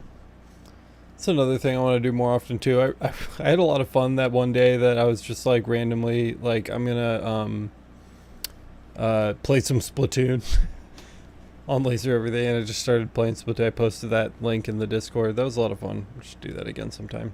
Not that I have time for it because I don't, but Should play some Jackbox one of these days. Maybe get a community game going. Yeah, that'd be fun. Play like a staff game of keep talking and nobody explodes. If you've never played that game, it is infuriating. That's the bomb disarming game, right? Yeah. Yeah, I haven't played that yet. I haven't played Elden Ring in over 2 weeks because I've just had so many little jobs, and like I'm thankful that they're coming in, but at the same time, it's like little one-offs that take a lot of time. You know, but piecing them together, it's a lot of them. Mm-hmm. So Elden Ring is still waiting for me. Oh my god, I'm gonna die. You guys want to wake up for a millijoule in 3 hours? Yeah. In 3 hours. That's stretch. 3 hours. No. I'll still be up in 3 hours. Let's do it. Did you hear that part of the conversation, Tyler, where we were talking about bringing Millijoule back? I don't remember hearing that part. Yeah. I was in and out through most of the stream. Let's start doing Millijoule again. Should do a live version of the balloon tower defense, but with lasers. Pew pew! It'd be great. Oh, DV's almost moved into his new shop. I Rick. missed this. I've been waiting for an update. Yeah, Rick got his own space. Nice. Yep. That's a big upgrade. It's a big move. I've been waiting for updates, man. I haven't forgotten about you. I want to see photos. I want to hear stories. I hope it's going well. Maybe when Rick's set up, we can have him back on the podcast. If you guys don't know Rick over at DV Laserworks, Rick was our first guest that we ever had on our Laser Source podcast for the second episode. So very first interview we ever did. So maybe it's time for a Rick update, a DV Laserworks update once you're all moved in. Thanks, Rick. We want to see, man. And it would be cool to have you do a return trip. Yeah. Ordnance Works saying Jason over at Lightbrown the next live stream. Actually, I mean, before the new Galvo drops, yeah, that'd be cool. I think so. I haven't talked to him about this, but I think we'll probably talk to him either like a day or two before release or a day or two after release. Will probably be like when we end up having him back on to just kind of promote the product and talk about all the new stuff they've added. They've changed a lot, so that's definitely in my sights. Was it one of you guys that had a bunch of people lined up that you wanted to connect with getting on the podcast? 2 people. Tyler. Yeah. Tyler, talk. What? So I've got, let's see, Marshall CNC. So he's a member. I'm pretty sure he's a member of both the Discord and LMA. Yeah, LMA. There we go. I'm sorry, I was just drawing a blank. He actually lives about 15 minutes from my hometown. So I didn't know that until I first talked to him. But Nice. I think I'm gonna save him until I get to my hometown at the end of June, and maybe do like a thing where I'm there while we're doing it too. Yeah, that'd be tight. That'd be cool. That'd be cool. Because he's got a fiber laser, I believe he's got a CO2, and he also runs a big CNC shop out of his home garage. And he does he's more into laser stuff now, I think. I've seen him post a lot of laser videos on TikTok and Facebook. Yeah.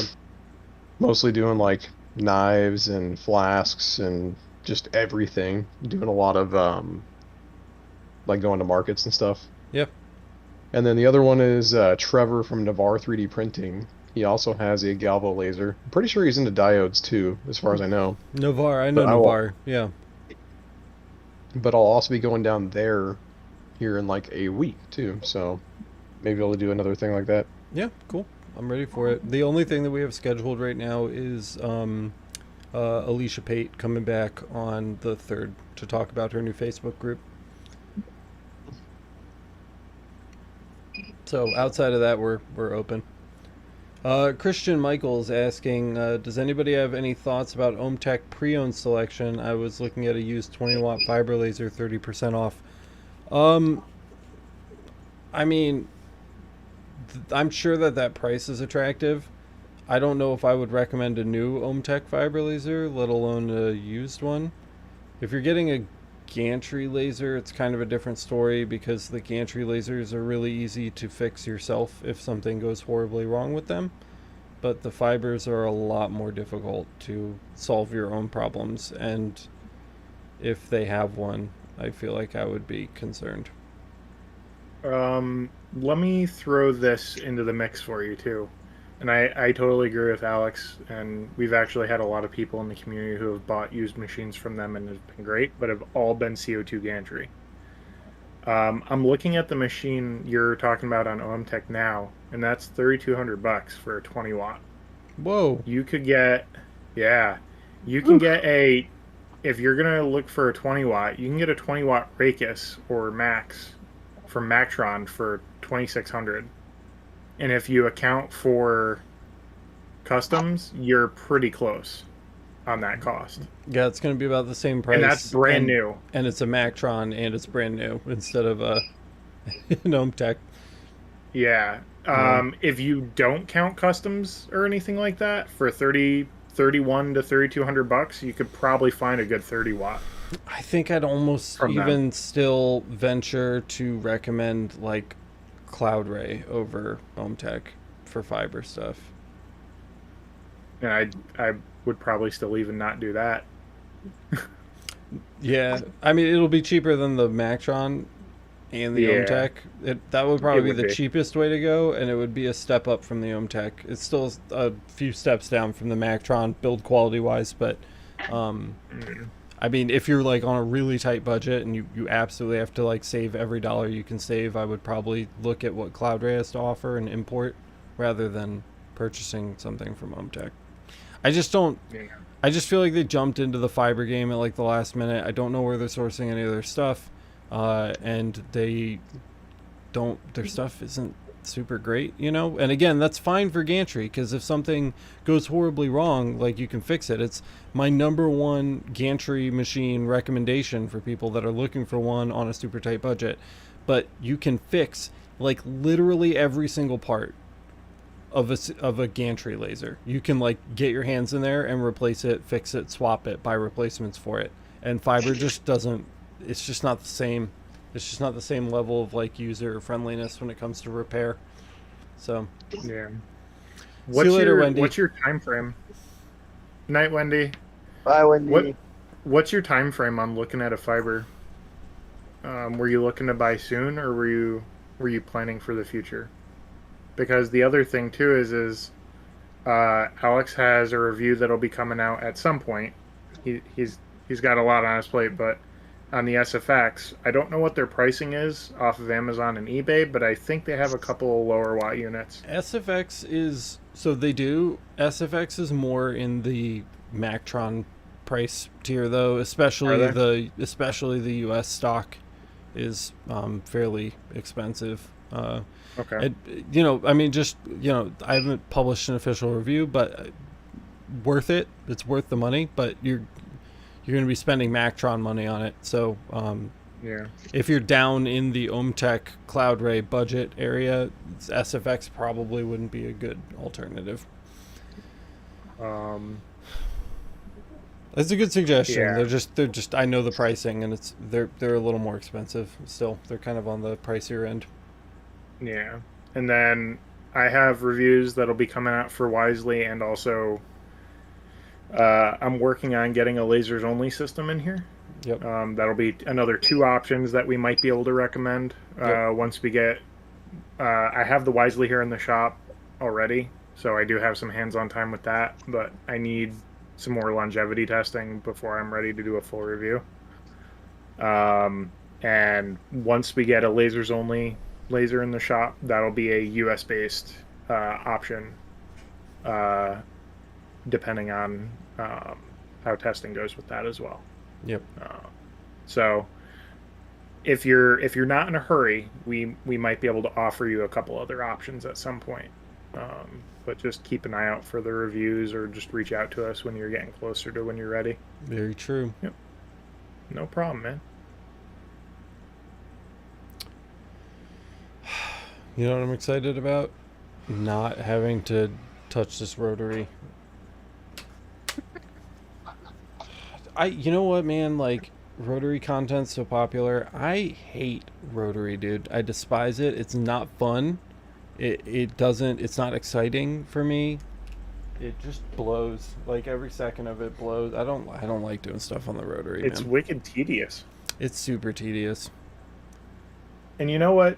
I can't even blame you on that, too, because when you think about the stuff you do on a rotary, it's either really small like a ring, or you're talking about tumblers.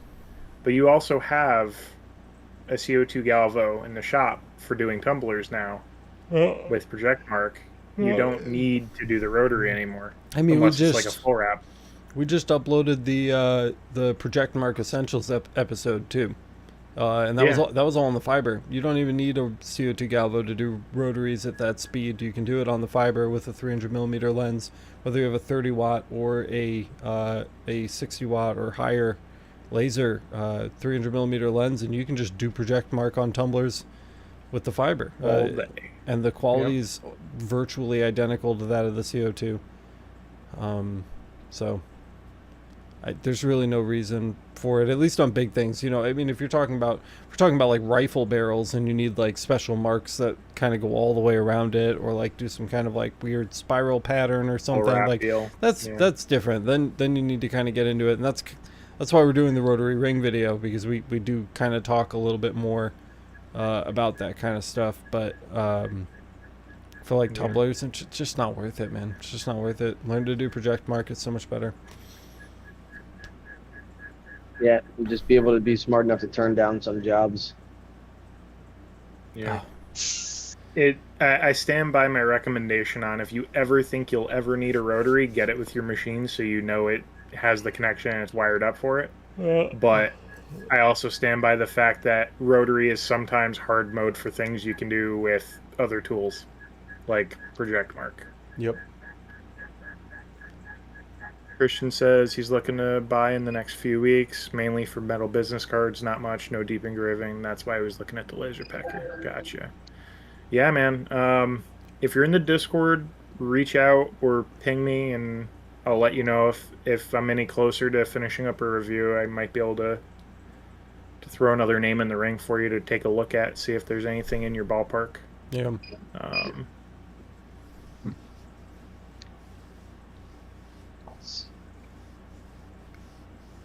CO2 games really is quick for forward. business cards versus diode. Yeah. What was that? Really looking forward to the green bastard when it gets here. What's the green bastard?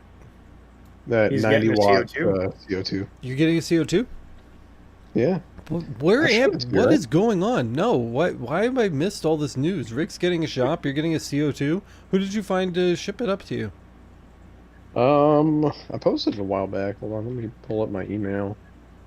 I'll pull up the site. The problem is we have too many stupid staff members now, so every time I visit the staff page to catch up on everything everybody's talking about, I just nope out because there's like 1,000 new messages every time I wake up. I'm just like, nah.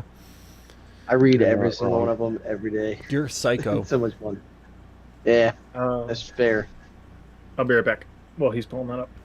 Okay.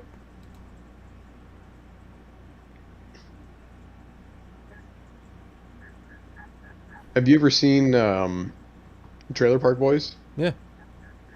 So the green bastard, Bubbles' costume, Yeah. he's got like that GB on his costume. I am 100% putting that on the front of this laser. Is it green? Where is it? Where are you posting it? Oh, okay. I'm opening it up. What is this nightmare? Oh my god. This is the website you bought this from? Yeah, it was a Chinese rep from one of the groups that I'm in for 3D printing. How They did moved you into this. How did you stumble onto this horrible website? So with 3D printing reps, whenever they change jobs, Like they just start posting whatever they're doing. Mm-hmm. And somebody was like, "Hey, here's some stuff that I'm doing." I'm like, "Oh, let's go see what it is." And they only quoted me $750 to have it shipped up here. And that is way cheaper than anything else I've ever seen in my entire life up here. Actually, So the price of 12 JDS cups being shipped to you, right? yes, I unfortunately. would not have made a purchase from this website. Just so you guys can see. I'm glad that you're getting a laser, though. I really am excited for you. I'm just being a dick. Here it is, guys. If you can't see this, if you're listening to it, if I end up uploading this as a podcast, it looks like a paper supply website from 2003. Actually, Dunder Mifflin's website. Yeah, for real. That's what it looks like. This looks like Dunder Mifflin's website. That's fun, dude. You said you got a 90 watt? Yeah, the cool part is they have all these machines are in California, so there's no imports or anything. Signinglobal.us. Ad and signage products. That's funny. I mean, it's just an home tech, so Yep. seems good. Just Ooh, like your I wonder if it's standard really gonna Chinese laser. come with a recce tube. I doubt it. That'd be nice. It'll come with a picture of it. It's a weird head assembly. You gonna rip Yeah, this? but You gonna rip this shit out and put a beam combiner in? Possibly. I'll probably use it for a little bit. Reflector, like it's a feature, like it's an added bonus thing. Because if you didn't have those, it would just shoot straight through the metal. It honestly looks like a. You gotta Yeah, replace. the chiller's You gotta replace pretty that. shit. Yeah, no, you don't want that. I don't even think the CW3000s have compressors. I think they just cycle the water. Yeah, to circulate. Yeah, it's not actually a chiller. It's more of a what's the Circulator. word? Like a An ice bucket. kind of. Ugh.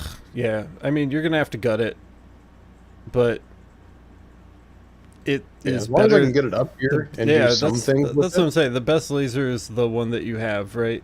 And this will be the one that you have. So Yes. Well, in looking at some of the pieces you've posted with competition and what they've made, I think you'll Oh, be yeah. superior to some of the people around you. You know. like I said, I mean, you can This- gut it, and put whatever you want in it.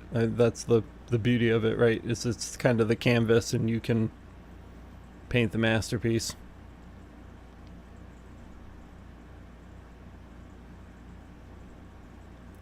Oh, did we lose HDL? Good night, HDL. Not that you're here anymore, but you know, throwing that out. It's not Rocket Rick said he's Appliances. gonna send a video. Cool, dope. You need a 5 you need a 5500. I think DW is kind of the hot one right now, if I recall correctly. Fake recce, Dude, I'll- maybe. Down here in Florida, it's so pivotal. Like so one of the things that was cool is I found a video way back before, like right when I got my machine, I was having issues like the longer I ran it in the heat, because I used to have the garage door propped open, and it's like 92 degrees outside. The humidity is, 100% always. Mm-hmm. And I was like, at first it would be cutting smooth and great, really nice lines, and then it just kind of started getting a little melty on stuff, a little burny on stuff. And what was happening was I had the chiller, but I had it set to ambient temperature. So basically it just stayed within 5 degrees of ambient temperature, but then finding out that you could actually, like you said, the 5500, you can set it to a set point, and it always keeps your laser beam cool. Yeah. And then like the difference, dude, was insane. Like after I saw that video, everything always looks amazing. Yeah, that's the one I So- got out of the gate, and I'm glad that I did, because that hard set point makes a huge difference. Yeah, I didn't know I had it until I saw that video, and like, holy cow. In Pain and American Ordnance Works are dropping some knowledge here. They're saying the CW3000 is a radiator and fan, so it's not just it's not just a cycle. It's a radiator system. Still not what you want. Get a No, especially you up want here. you want a chiller, like a chiller. Well, maybe during the winter, because I've got like a basement window with like a dome over the top of it. I Yeah. just set that bitch outside. Night, Christian. Let it snow into the bucket. Night, Christian. Or just set up a radiator like outside of my house. I don't you know, even just think run the some tube through the wall. difference is that. I think isn't the genuine 50 to 5500 whatever it is like $700. The 3000 Yeah. is like 350. Yep. I mean, All right. you've already spent $4,000 on a laser. Like, get a good chiller. Yeah, unfortunately, this one comes with it. Like, I asked if I could just not get it with Oh, it yeah, and I save remember some cost, but that's not a thing, I guess. Yeah. It probably is all in a crate already ready to go, and it's just Yeah. one package because it's already been shipped overseas, and that's, I bet you, $50. That's it. Oh, I American cannot- said his tube sweat so bad the other day I thought I had a water leak. Yeah, Yikes.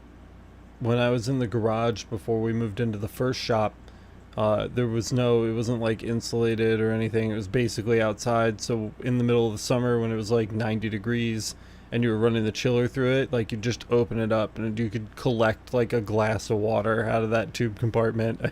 It was so bad. So I bought like 2 of those portable dehumidifier units and just ran them 24/7. I was dumping buckets of water out the back door of the garage every day, just trying to keep the air inside dry. It worked, but you know, it's not elegant. A lot of work.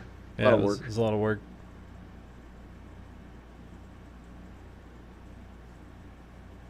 Oh yeah, In Pain only uses the laser in the winter. He said uses the cold to keep it going. That's a bummer. Yeah, I could run like a copper tube outside.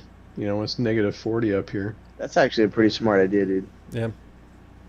Honestly, Got a water pump. $700, $20 tube. So, fun fact, I cannot get a CW5000 delivered up here from Amazon. Why don't you check sign in global.us? It'd be don't know weird. if they have It'd be weird 5,000. if they carried the 3000s and they didn't carry a 5000. Watch this laser get here, and it's like the best thing ever. Dude, that would be sick. I mean, its nickname is already the Green Bastard. How could it be bad? Exactly. Do they have an affiliate I program? just want to see you dancing behind it, like straight up Charlie Day. Green Man. Parts unknown. Yeah, Green Man style behind it, like as it like engraves something. Just see you being like,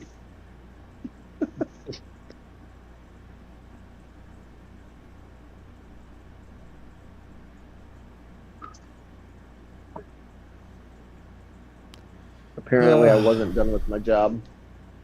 Oh, I looked back through and there was a special request, which I never actually agreed to do, but it's whatever. The guys are super nice guys, so I was like, yeah, I'll do this while we're sitting here. it's almost 1 o'clock in the morning, and we're down to 12 viewers.